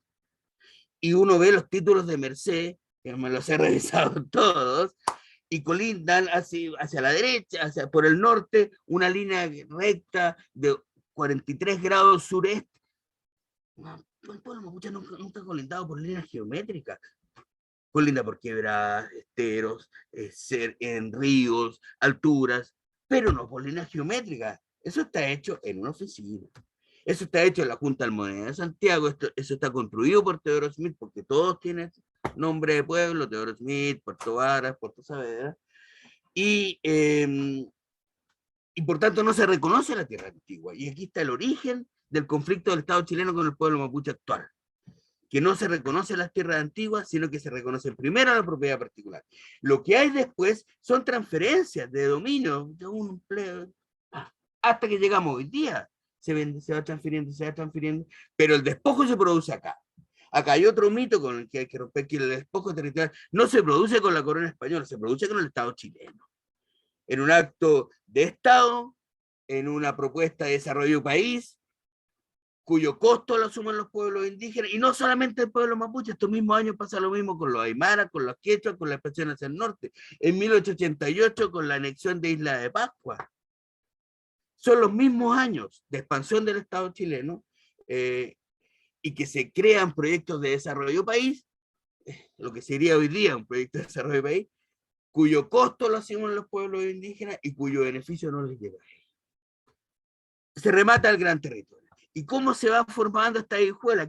Aquí tenemos un cuadro, una parte de la Carta de Bolonia de 1916, que lo quiero mostrar siempre para que al que le venga el ensayo que se lo ponga, porque se ven los cuadrados, y si es que los cuadrados de la escuela de 500 hectáreas, y si es que uno ve, es ordenadito, está todo bien dibujado, pero arriba, en la parte de arriba de esta imagen, tenemos las tierras antiguas de la comunidad de Trangol y la comunidad de Las Cartas, a la que se opone la familia Edwards, que es la misma que está en este cuadro, y que tiene 16 hijuelas colindantes. Y si antes la tierra llegaba por el estero del Salto, 9 kilómetros al sur de Victoria, para los Trangoles y abajo los Huenchuyán, hoy día quedan reducidos a ese espacio menor, a la izquierda, donde San Antonio de Antén, que es Yaulén, y el cacique Ignacio Huenchuyán, donde sale ahí Huenchuyán. Y aquí vemos Edwards, Arturo Edwards, Agustínez, la hacienda de Huillegui, que son las tierras que hoy día están recuperando la comunidad de Trangol y la comunidad de Las Cartas, porque esto forma parte de la memoria. Estamos hablando de la memoria viva, no se ha olvidado los del Linde Antiguo, no hay familia mapuche en que no se recuerden los del Linde Antiguo, hasta dónde se quebraba la gente de Mulemo, no, llegamos hasta el Cerro La Mula arriba, donde están enterrados los grandes caciques, y ahí colindábamos con Pichipangueco, Didaico, Temulemo y Pantano, las cuatro. Acá con los Trangoles, en Temucuicuy, colindaban con Coyico, y al medio se ponen, instalan al Colón 6. En todos lados es así. En todos lados. Entonces, querer asumir que la demanda territorial mapuche son los títulos de merced es no querer ver. Es proyectar el conflicto. Otro caso, por aquí, otro ejemplo. en la empresa colonizadora del Buy de Eleuterio Domínguez le entregan finalmente, al principio eran 75.000, 56.025 hectáreas para que instale colonos españoles, 100 colonos españoles. Y las comunidades mapuches, aquí las vemos, Juan Calfuán, Pedro Painel, le entregan título merced. Ahí nuevamente con una figura cuadrada, no sé, ¿se ve el mouse cuando yo voy con una flechita? Sí, ¿Sí? sí, sí, se ve. Perfecto. Ahí están las Gracias. comunidades, ahí está la Guapi, y aquí está la empresa colonizadora del Buy, todo este gran territorio. Yo trabajé con la comunidad Pedro Painel. Cada uno de los casos de los que estoy hablando, yo he trabajado con esas comunidades, así que estoy hablando también con las verdades de ellos. Y eso hay que decirlo. La comunidad de Pedro Painel cuenta que llegaban hasta Huilío. Es un gran cacique Pedro Painel que participa en el levantamiento, el Futamalón de 1881 y que está descrito en las palabras de Pascual Coña. Aparece citado y queda reducido a ese pedacito, por eso se llaman reducciones. Por eso se llaman reservas, insisto, es lo que el Estado reserva para la familia mapuche una vez que le entrega el gran territorio a los colonos. Y aquí está la empresa colonizadora del Buy, que además tenía guardia propia, además tenía guardia de el cuerpo de gendarmes que era comandado por Hernán Trizano, que da origen al comando Trizano, formado por paramilitares hoy día. Y que cuentan cómo salían a corretear a mapuche. Está en la memoria, está en el libro también, por si lo quieren ver con mayor detalle. Esto también forma parte de la memoria. Y las familias mapuches son desplazadas a un espacio entre el mar y una primera montañita que está ahí y la isla web. O sea, arena. Empobrecidos y ocupaban este gran territorio. ¿Y esto por qué? Insisto, porque hay una propuesta de país. Ahí está la ley de 1866.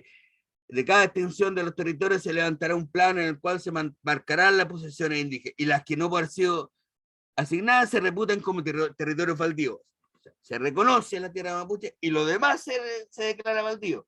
Insisto, los remates empiezan en 1868, o sea, al revés. Y se declararán terrenos baldíos, esto ya parece una ironía, aquellos que se haya comprobado la posesión en el tiempo que la ley exige, que tiene que ser un año. O sea, estamos hablando de un pueblo ancestral, no de un año. Luego viene el título de merced. La comisión se ha cerciorado que los solicitantes carecen de medios de trabajo y que la calidad del suelo es buena y se presta para los cultivos. Sin embargo, por carecer de medios de trabajo, se les adjudican 31 hectáreas. Porque carece de medios de trabajo. En cambio, los colonos, en esta nueva propuesta país, se le adjudican hijuelas de 500 hectáreas, o 74 y 30 más porque hay hijo de varón, una yuntagüelle, una vaca paría, tablas, clavos, pensión, salud y el pasaje del puerto de embarque de Chile. ¿Y por qué? Porque son pobres. Entonces a uno se les reduce porque son pobres y a otros se les apoya. Porque el interés del Estado chileno es hacer producir este territorio con colonos extranjeros o chilenos. Pero acá hay una actitud racista grave. De 10 millones de hectáreas se le reduce a 500.000 hectáreas. Aquí lo tenemos. Voy a pasar rápido con esto, pero son 510.000 hectáreas para alrededor de 80.000 personas. El censo de 1907 ya hablaba de 110.000 mapuches, por tanto 30.000 que quedaron sin tierra. Y asumiendo que o sea, son 110.000 mapuches censados después de una invasión militar. Yo soy mapuche y veo venir chilenos. En el año 1907 me voy para el cerro. Aún así hay 110.000 censados. Aún así. Y de estos y aún así hay 80.000 radicados. O sea, ya hay 30.000, por lo menos, no radicados. Es mucho mayor. No sé, el 6% del efectivamente ocupado, no se respeta los delimitos naturales, el gran territorio ya ha habido cerros rematados y por eso se le entrega a los mapuches los sobrantes de los remates, o sea, las reservas. Se dejan fuera sitios de pastoreo, sitios ramoneo, se dejan fuera sitios rituales, de la extracción de leña, recolección de todos aquellos que permitían la supervivencia cultural y material mapuche. O sea, las tierras antiguas, una vez más. Eso sucede en la zona de Malleco y Cauti. Ahora voy a hacer un salto territorial menos corto para no alargarme, que tiene que ver con la propiedad huilliche de la cordillera de la costa de Osorno, los títulos de comisario. En el año 1793 se firma en el río Rahue, antiguo río de las Canoas, antiguo Chauracahuín, el Parlamento de las Canoas, entre la corona española y el pueblo huilliche. Y se establece que de Osorno al mar, o sea, la zona San Juan de la Costa, toda esa zona, entre el río Bueno y el río Negro por abajo, va a ser de uso y reconocimiento de las comunidades mapuches del sector. No así hacia la cordillera, que ya están llegando los colonos, está ocupado por la antigua hacienda española. Esto se mantiene al año 1823, o sea, 1827 en adelante, se entregan los títulos de comisario. Título comisario también viene del comisario de Naciones, que es una institución española, como lo viene también la palabra antigua española de los títulos de merced. Y la merced es un regalo en el español antiguo, no es un reconocimiento del dominio con ánimo de señor y dueño, como es el dominio. Se entregan los títulos de comisario y hay grandes posesiones territoriales que son y que están inscritas en el conservador de bienes raíces y que fueron entregadas en la forma que lo requería la ley. Por tanto, no se puede pasar por encima de ellos. Y se entrega el portero Copío de Mil Hueñanque Huentequeo, el portero Panguimapo a los Neguipanes, a los Punol y Guaneleo del Purretruy, y el portero Las Quemas y Río Blanco, bajo a la posesión Yaitún, Lilian y otros, insisto, Las Quemas y Río Blanco. Todo el territorio, y aquí está demarcado, este fue un trabajo que hicimos con Raúl Molina en el año 98, el maestro Raúl Molina, y que está delindado. Sin embargo, empiezan a llegar colonos al puerto aquí de Corral, aquí cerquita de mi casa. Empiezan a llegar colonos traídos por la agencia de colonización, que van a Alemania a buscar colonos. Y Juan Renús, que es el primero que se hace dueño de las tierras, le escribe a la agente de colonización, al naturalista Rodolfo Filippi, hermano de la agente de colonización Bernardo Filippi. Usted no se imagina lo que ha costado convencer a los indios para que me vendan el terreno. No ha sido cosa baladí emborracharse durante 6 semanas todas las tardes con él y obtener tu confianza. Lo dice en carta a la gente de colonización, quien se hace dueño de las tierras. Juan Renús con su suegro Francisco Kinderman. O sea, dueño de todo el río, de todo el fondo Cordillera Río Blanco, toda la costa de Osorno. Y luego escribe Gabriel Guarda, toda la compra en estafa, había contado a los indios que quería arrendar la tierra y poner no sé cuántas cabezas de ganado, pagándole un arriendo anual de 80 vacas y una cantidad de barriles de chicha. Pero el notario de Osorno, que redactó el contrato de arriendo, escribió comprar en lugar de arrendar. Y los indios, a quienes ninguno de ellos ahí les leyó que era un arriendo, pero firmaron venta. Esto ocurre en todo el territorio mapuche. Se compran acciones y derechos, lo legalizan los notarios vinculados con los poderes locales. En este caso, en San Juan de la Costa, quien es el notario en cuestión es Juan II Ide, Juan Martín Ide, quien es hermano de Juan II Ide, de la familia Ide, que a su vez estaba vinculado con los Giles y con los Ángel Mayer, que se hace dueño de todo el territorio. Y todo ese territorio que ustedes lo ven ahí, se transforma en esto. Fondos particulares. ¿Y por qué? Porque le compran la acción y derecho a uno, la mayor de las veces borracho, o bien que no vive en el sector, pero esto es legalizado por el notario, vinculado familiarmente con quienes se hacen dueños de los fondos. Así se forma la propiedad en el territorio huilliche de la costa de Osorno. A diferencia de lo que pasó en Mayeco y Agustín, que fueron remates, pero cuyo fondo es el mismo. El Estado chileno reconoce y valía esta compra de acción y derecho. Y que por arte, cuando se compra una acción y derecho, que es unos dueños de todo un bien, hasta que viene un juez tiene acción y derecho sobre el territorio. ¿Y por qué acción y derecho? Porque los peñas no tenían los títulos inscritos, entonces no podían vender algo que no estaba inscrito, desde el Código Civil de 1855. Compran acción y derecho, lo que el mapuche tendría sobre el gran territorio. De ahí tiene que venir un juez compromisario, que nombrado por las partes, decir esto es suyo, esto es suyo, esto es suyo. Pero no hubo juez compromisario alguno y de repente por arte de magia la compra acción y derecho, transfiere la acción y derecho, transfiere acción y derecho, se empiezan a vender entre ellos, eso está bien resumido en el libro, y de repente transfiere el dominio.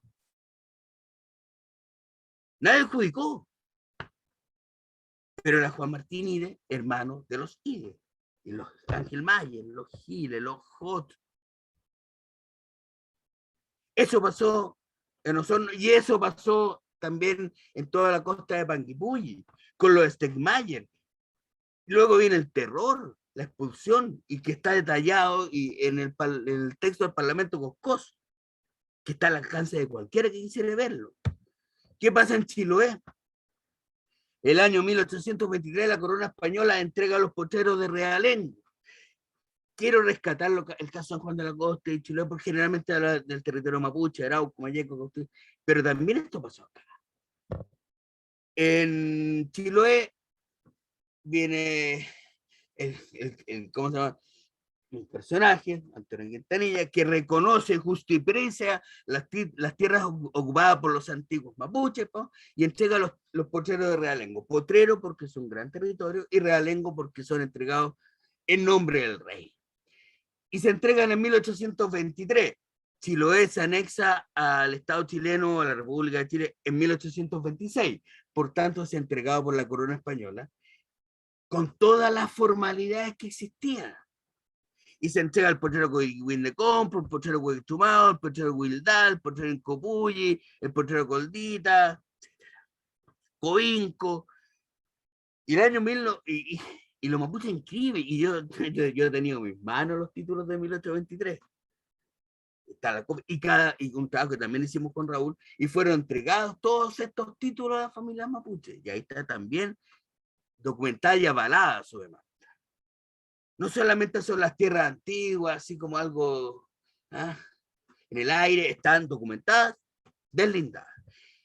Se entregan los títulos y viene el tratado, se firma el Tratado de Antauco en 1826, una vez que se integra la isla, a la fuerza la isla de Chiloé a Chile, y se establece la firma entre Quintanilla, el gobernador Quintanilla, el mismo que ha entregado los títulos de potrero de Realengo, con Ramón Freire, el director supremo de la nación, se firma el Tratado de Antauco y se señala que aquellas tierras que fueran entregadas en forma y en derecho por la corona española serán respetadas.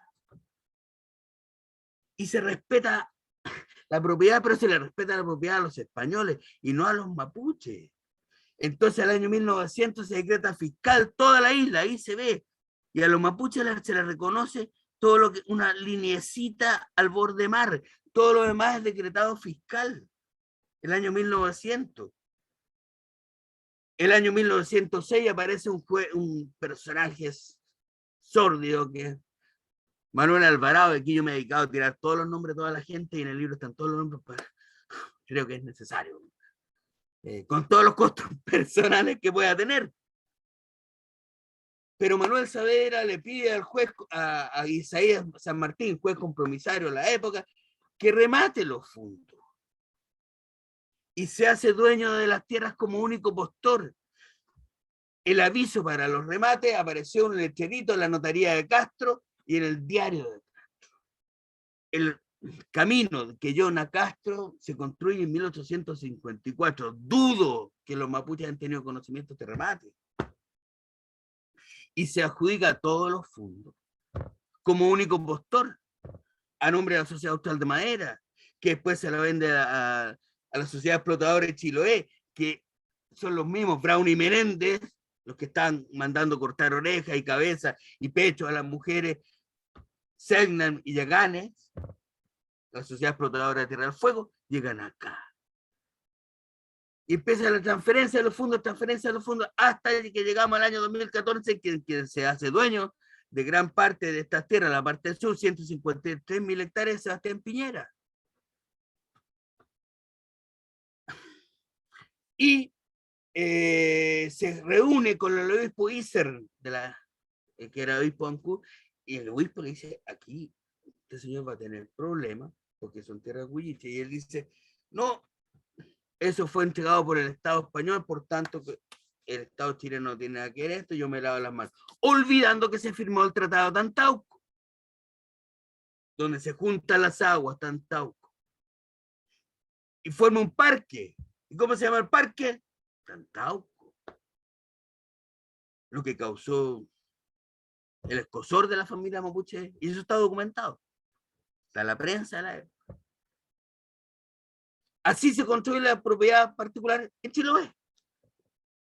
Entonces tenemos Mayaco, Arauco, Cautín, en Alto Biobío, compra, acción y derecho. Lo mismo. Todo el Valle del Ralco y todo el Valle del Queuco, a nombre de la Masa y de Juan Núñez Fernández del Queuco, y a nombre de Rafael Anguita, y luego el Bunster, que tenía 80.000 hectáreas en Mayeco, el rey del trigo, se hacen dueños de esos fondos. ¿Y quién construye estos títulos de dominio, también con compra-acción y derechos? Mapuches que no existían en el área. Pero como decía Cornelio Saavedra en la memoria de 1870, basta que cualquiera que hablara el indio y vistiese el chamal para llevarlo frente a un escribano y recibir 2 pesos y declarar que es dueño de grandes propiedades. Falsos. Quien construye la propiedad, el notario que construye la propiedad en Los Ángeles es Gervasio Sangüesa, que en la memoria del Ministerio de Tierra había sido expulsado de la notaría de nacimiento por vender tierras indígenas cuando estaba siendo prohibido. Se traslada a Los Ángeles y ahí transfiere, legitima con su firma todas las ventas a Los Ángeles. ¿Y quién era el alcalde de Los Ángeles? Rafael Anguita, el que hace dueño de los fondos. ¿Y quién se hace dueño de Trapa, Maya, Cauñicú, todo el Valle del Queuco? De la Masa, que era alcalde de nacimiento. O sea, pero pasa el tiempo, las acciones prescriben, la constitución de la propiedad particular en territorio mapuche ya está consolidada. Esta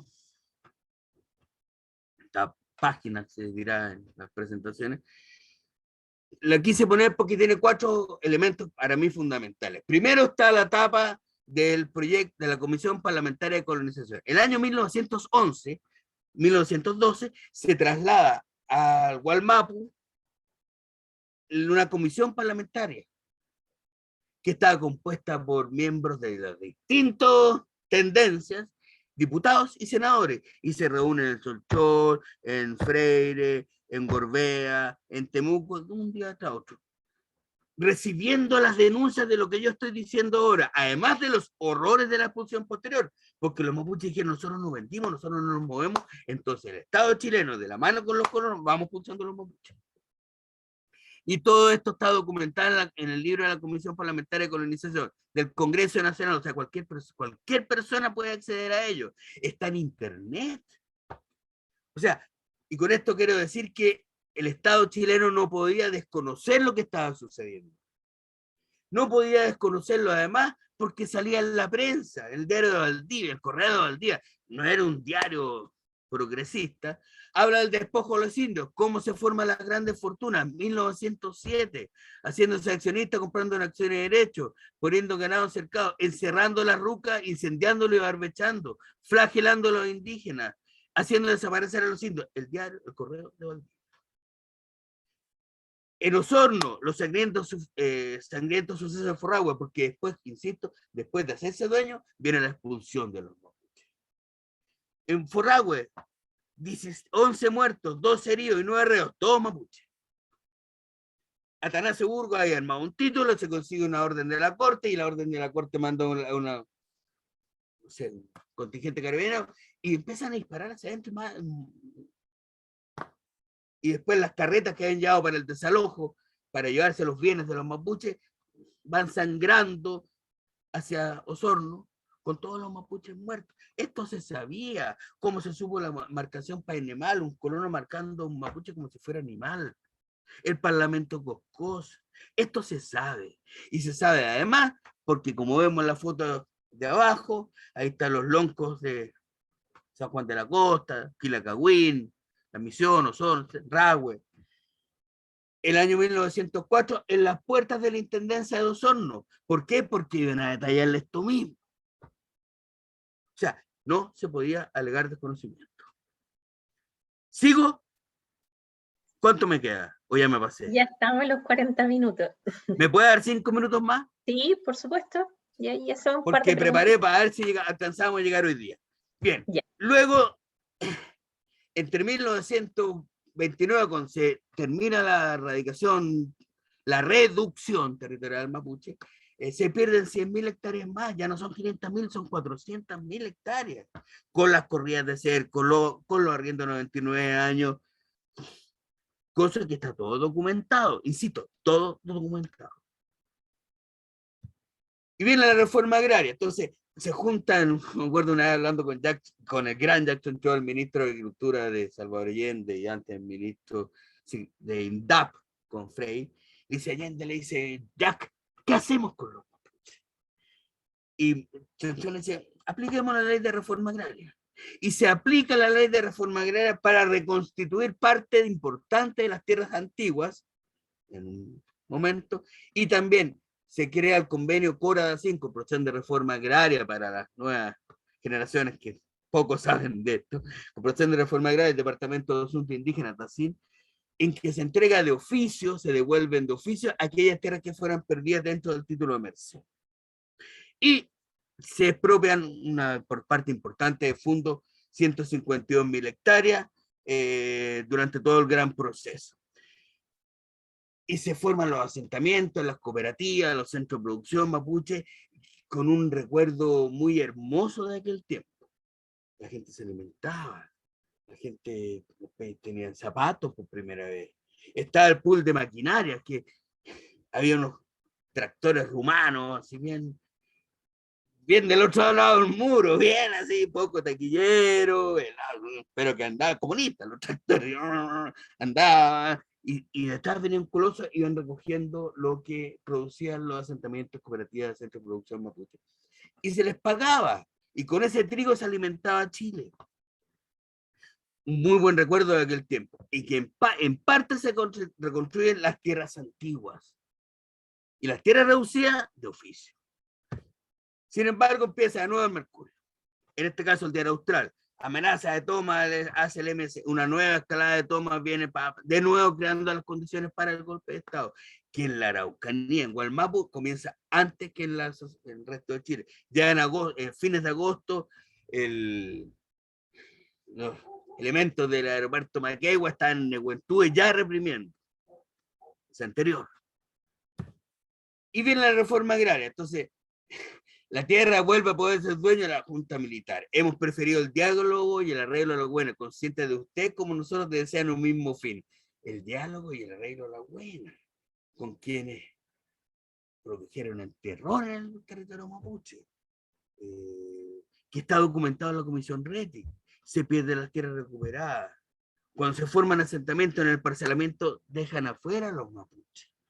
Nuevamente son el Estado chileno que invade, ocupa, radica, divide, restituye y tiene un golpe. Es el mismo Estado, no importando el gobierno que hay.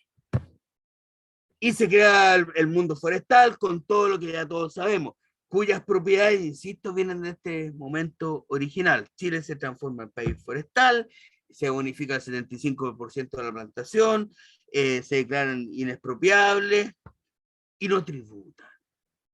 Negocio redondo.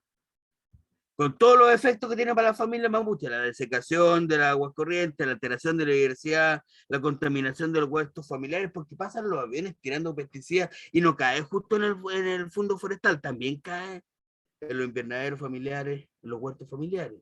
Y altos niveles de migración indígena a las ciudades. Esto es importante porque muchos estudios se dicen, uy, más del 50% de los mapuches ya no está en la comunidad, está en la ciudad. Es porque fueron expulsados, nadie se fue porque quiso. Finalmente viene el Acuerdo No Imperial, en que se establece el reconocimiento constitucional de los pueblos indígenas, que hasta el día de hoy no existe. Creación de una comisión especial, la CEPI, para dictar una ley indígena y la implementación de la CONAI y la ratificación del convenio 169, que se ratifica, pero con reserva, y se señala, lo hizo Bachelet, se señala que aquella vez, cuando la legislación interna contradijera a lo que era el convenio 169, primaba la legislación interna, o sea, no tiene sentido. y la ley indígena que habla primero de etnias y no de pueblos. Hoy día se habla con mucha liviandad, los pueblos indígenas y todos. Pero legalmente no existen, podríamos decirlo, porque dice que son etnias, y la etnia es una continuidad cultural, religiosa, lingüística, no un pueblo que implica territorio. Y ahí está la diferencia. En las propuestas que se hicieron en más de 900 congresos indígenas, al congreso se hablaba de pueblo, y se hablaba de territorio, no de áreas de desarrollo indígena. Y establece la ley indígena que las tierras mapuches, ¿cuáles son? Aquellas provenientes de los títulos de merced. De nuevo, se desconoce las tierras antiguas. Y el Consejo de la CONADI en 1999, esto yo lo digo, no tengo ordenadito. La idea de que los límites de la restitución de tierras están dados hasta donde alcanza la memoria de los ancianos de las comunidades es una demanda populista. Y la demanda territorial mapuche, ¿hasta dónde llega? Hasta donde alcanza la memoria de los ancianos, precisamente. ¿Es un conflicto mapuche? ¿O es un conflicto que el Estado ha creado? Viene el RAL con la intervención de la CONADI y luego los hechos del Humaco. ¿Por qué? Porque se están quemando. Van pasando camiones cargados, no camiones cargados con pino antes que llegar a Colón, camiones plantados por las comunidades en convenio con el Estado. Y viene la criminalización y la judicialización de la demanda mapuche. La aplicación de la ley antiterrorista, la ley de seguridad interior del Estado y la reforma procesal penal. ¿Para qué? Para enfrentar la demanda mapuche. Curiosamente, la reforma procesal penal se aplica como plan piloto en la primera y en la novena región. En la primera para el narcotráfico y en la novena para la lucha por la restricción territorial. Este es un largo tema que no trataremos. Quiero terminar señalando que luego se crea la Comisión de Verdad Histórica y Nuevo Trato, de la cual yo participé. Sin embargo, cuando se hace un gran estudio, un completo estudio, al cual uno puede acceder, se hacen las propuestas, y en las propuestas participa como el politburó de los que están ahí. Estaba Elwin, Obispo Contreras, el Premio Nacional de Historia Armando Ramón, varias gente, y entre ellos Felipe Larraín y Felipe Lamarca, ex ministro de Piñera y el dueño de OPEC. Entonces, ¿qué se negocia? Y se negocia en la medida de lo posible. ¿Y cuáles son las tierras indígenas? ¿Cuál es la forma de reparar? Un catastro, la reclamación de tierras que se presente, que estén originadas exclusivamente en las pérdidas de tierra originalmente incluidas los títulos de dominio, o sea, los títulos de merced. Una vez más, las tierras reduccionales. Y hoy día los conflictos están en toda la zona que está al sur del Mayeco, tierras antiguas, Arauco y el monopolio forestal, tierras antiguas, Lanco, Malalhue, Panguipulli, tierras antiguas, Detrásito mío, Osorno, San Juan de la Costa, tierras antiguas, Chiloé, tierras antiguas, todas tierras antiguas.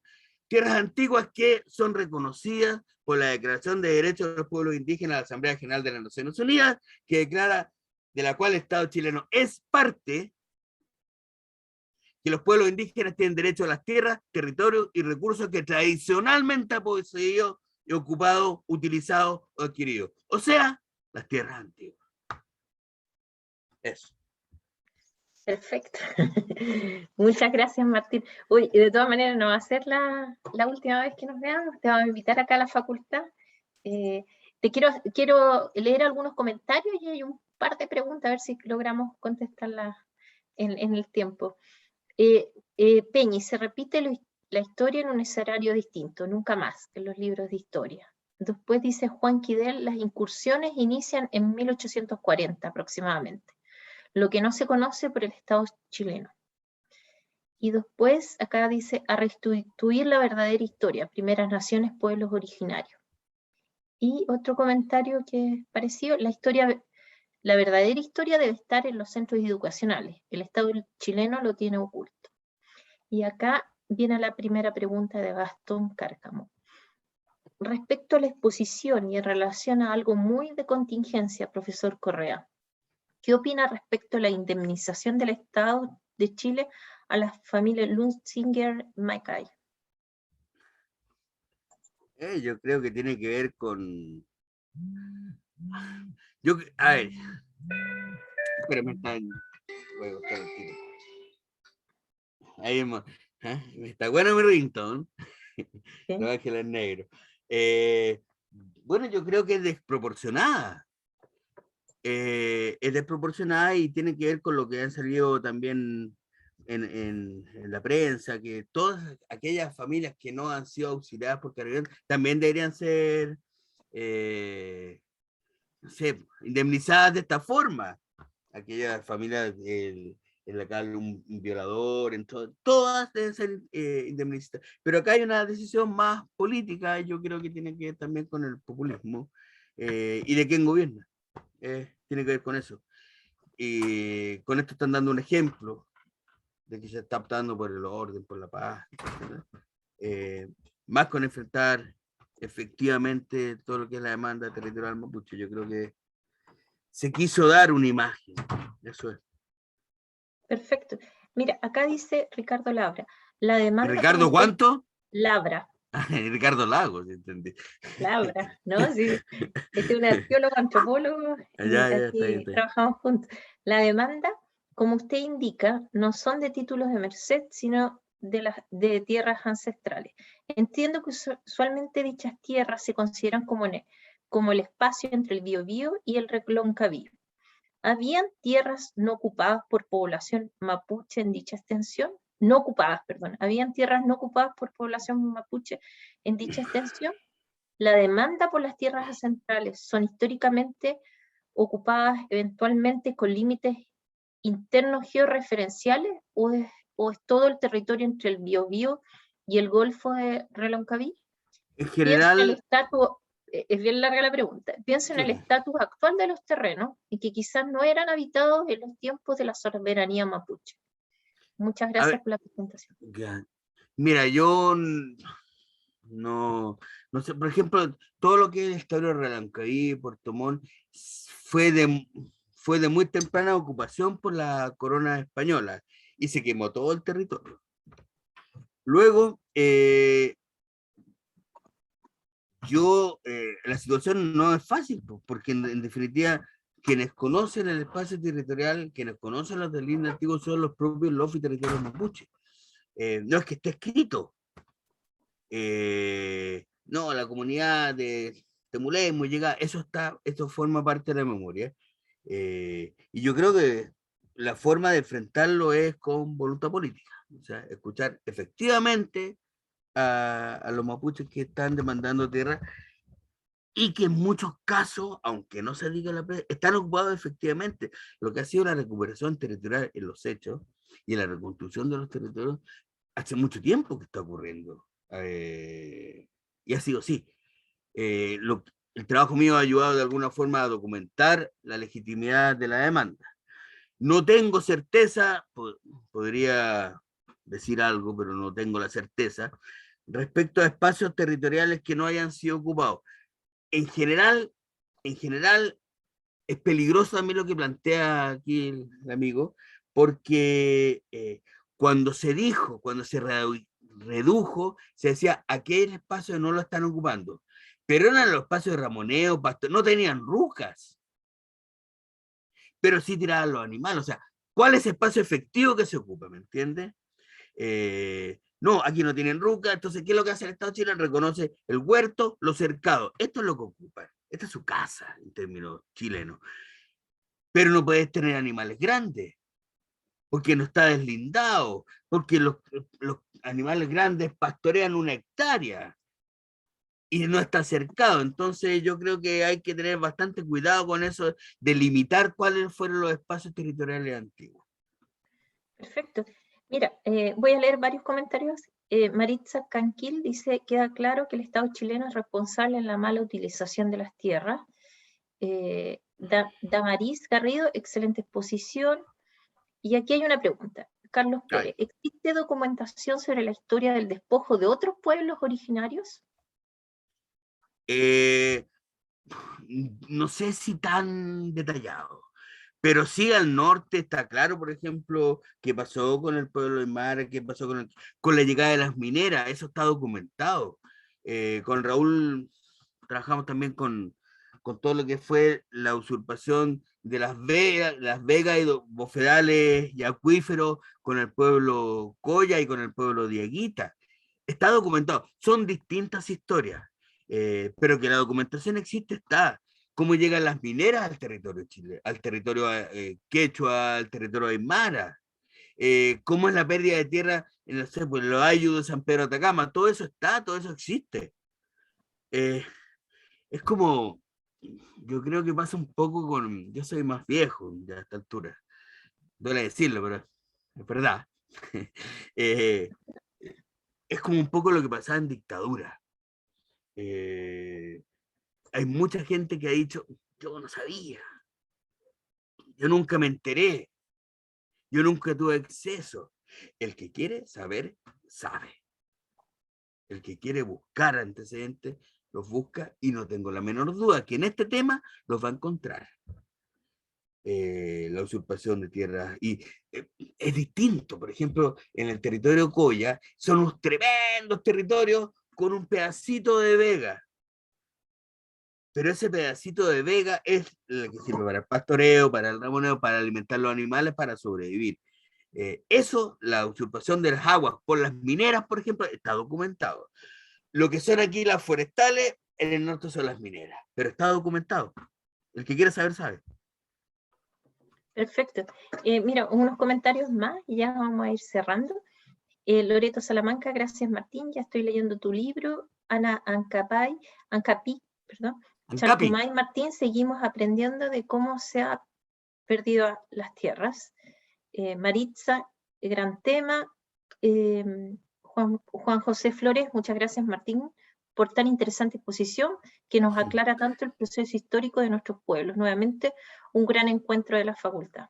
Acá hay una persona que, Mapuche Sukun, que dice, profesor, 2 puntos viejo, espiritualmente 2 puntos joven. No sé si un piropo. Oye, una pregunta, Dígame. la última, ¿ya? No, yo tengo tiempo. Sí. ¿Existe algún hito en la historia de Chile post-dictadura en que el Estado haya otorgado algún tipo de restitución, indemnización o medida reparatoria hacia el pueblo mapuche usando esas expresiones? Reparación, indemnización, restitución. Sí, hay momentos que fue, por ejemplo, Quinquén, recién iniciado el gobierno, que fue las primeras tierras que se recuperaron, que se restituyeron a las familias mapuche, que eran dueños de la familia La Moliat y Lledó, que eran, hay que decir los nombres, que eran las autoridades locales, alcaldes nombrados por la dictadura y demás, y ahí se restituyó la tierra. Aquí el problema que hay, yo creo que yo tengo un poco más allá de la pregunta, pero yo creo que es un tema también a enfrentar y discutir, es que la ley indígena establece, la compra de tierras indígenas tiene su mecanismo en el mercado. Y eso es grave. Primero, la ley indígena establece que las tierras indígenas son aquellas que derivan de los títulos con los cuales el Estado chileno castigó a los mapuches. El título de merced es un castigo, es una reducción, si bien es también un lugar de refugio para mantenerse vivo hasta el día de hoy, pero es un castigo. Entonces, decir que solamente esas son las tierras indígenas, y además tienen que estar inscritos en el registro de tierras de la CONADE, timbrado, si no, no son tierras indígenas. Las tierras antiguas no lo son. Y está el artículo 20b de la ley indígena, en la que establece que aquellas tierras que están en conflicto, pero también deberán ser compradas con esto. Entonces, el mecanismo de resarción, si tirara la palabra, de las tierras usurpadas o las tierras restituidas, está basada en el mercado, que es otra cosa grave y que tiene que ver con la voluntad política del Estado, del gobierno. Porque la hectárea de conflicto cuesta 7 veces más que la hectárea común y corriente. Entonces, es un negocio para aquel que dice, yo les voy a vender las tierras. ¿Y por qué? Porque se remiten al mercado. Lo hemos propuesto con otras personas, con Nancy Yáñez, con Raúl también, con la negrita Yáñez. Aquí, y también se está planteando en otros sectores, que aquí para enfrentar efectivamente la demanda territorial mapuche, debería, entre otras cosas, por ejemplo, por prescribir el interés de la nación y de la sociedad plena, expropiar y pagar a precio fiscal, o expropiar, como se hizo.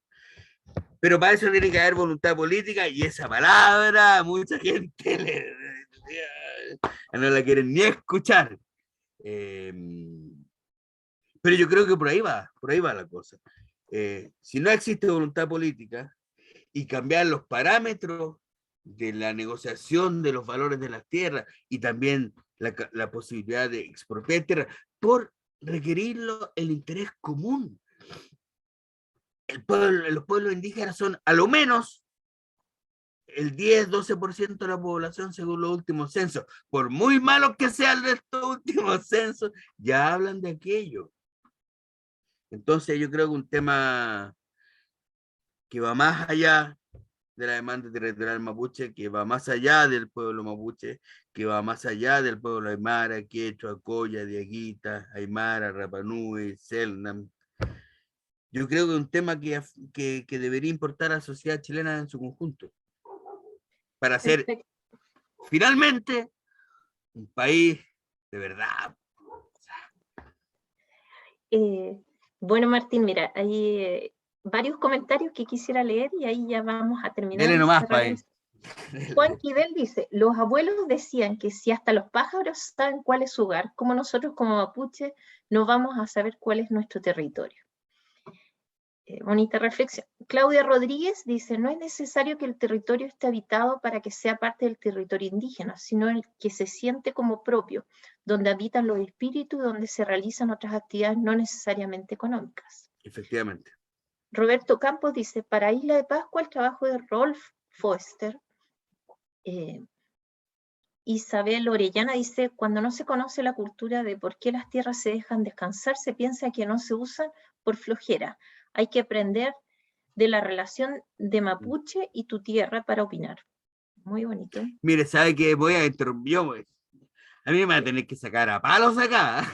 Y vamos a tener que concluir. Por ejemplo, muy poca gente sabe, también con Raúl y otra gente trabajamos en Rapa Nui, también en la demanda territorial de Rapa Nui, dijeron, queremos lo mismo. Fuimos para allá.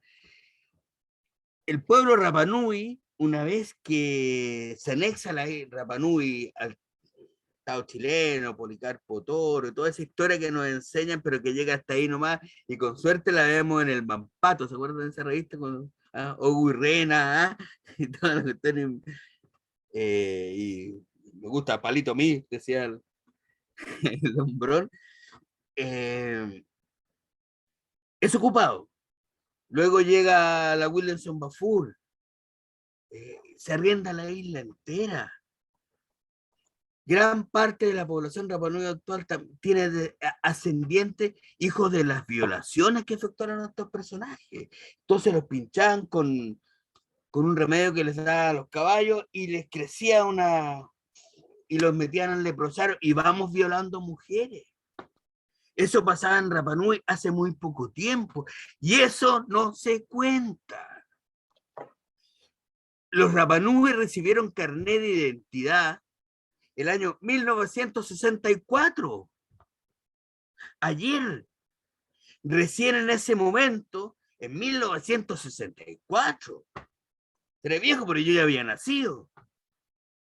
Recién en ese momento las familias mapuche pueden ir hacia los moai, los aju, a los espacios rituales antiguos, porque antes estaban reducidos a Jangaroa, que era un gueto. 1964, ayer. Perfecto. Mira acá, Cecilia dice excelente exposición, y aquí Sandra Marinche Kelaf dice Lemoria Martín Correa. Saludos. Lemoria, la mía, Lemoria. Lemoria. Y Benedicto Bichamán aquí de Waldoche dice, no cabe duda es que el Estado chileno ha provocado la situación de conflicto existente en el macro zona sur. Bueno, y ya vamos a cerrar acá. Bueno, ojalá que Alejandro esté por ahí para agradecerle nuevamente. Oiga, una pregunta. estos mensajes que me han mandado muy bonitos mensajes. Entonces los vamos a mandar todos porque Tan grabamos bonito. Yo agradezco mucho esto porque además, a ver, ¿cómo decirlo sin que parezca lo que estoy diciendo? Yo siento una obligación frente a esto. Yo he tenido la suerte de difundir todo esto ahora con este libro y durante ya 30 años de pega. Pero básicamente yo tengo una obligación moral de difundir esto.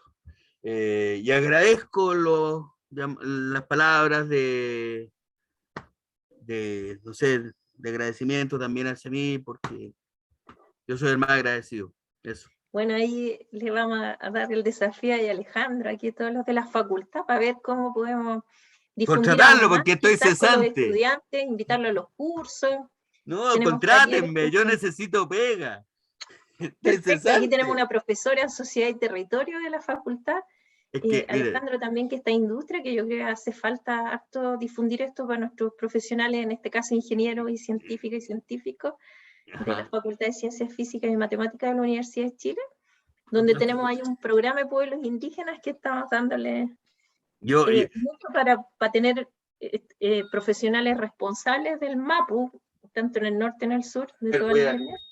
Yo con esto, es lo último que voy a decir, y con esto me voy a subir al chorro, porque siempre he prometido que lo voy a decir, pero nunca lo digo, que a mí me pasan invitando a cursos, a charlas, a seminarios, y está bien, yo voy, pero un cursito para uno estaría bueno. Ah, sí, eso. Vale, un abrazo, muchas gracias. Tenemos cosas bien interesantes ahí. Perfecto, cuenten conmigo. Y bueno, nuevamente, Claudio Mojica, que está del Programa Naciones Unidas de Chile, Alejandro Corbalán, que es académico de nuestra facultad, agradecerle su presentación de proyectos de datos mapuche, a Martín Correa, que es historiador y que nos ha presentado todo esto y pensaríamos que va a estar ahí varias veces en nuestra facultad. Y bueno, Rosa Catrileo, que lamentablemente no pudo asistir, pero que mandó un video y que pueden escuchar al inicio, va a quedar todo grabado, vamos a subir después a YouTube, ¿ya? Y bueno, y contarles también que desde la Plataforma Constitucional Indígena se van a organizar más seminarios, que van a ser algunos coorganizados con el programa, como uno siguiente que vamos a hacer de educación intercultural, ¿ya? Y ahí los vamos a invitar. Chaltumay, Peucayal, y vamos a ir cerrando la transmisión. Gracias, Alejandro. Gracias, Martín. Gracias. Alexandra ahí dejó de grabar.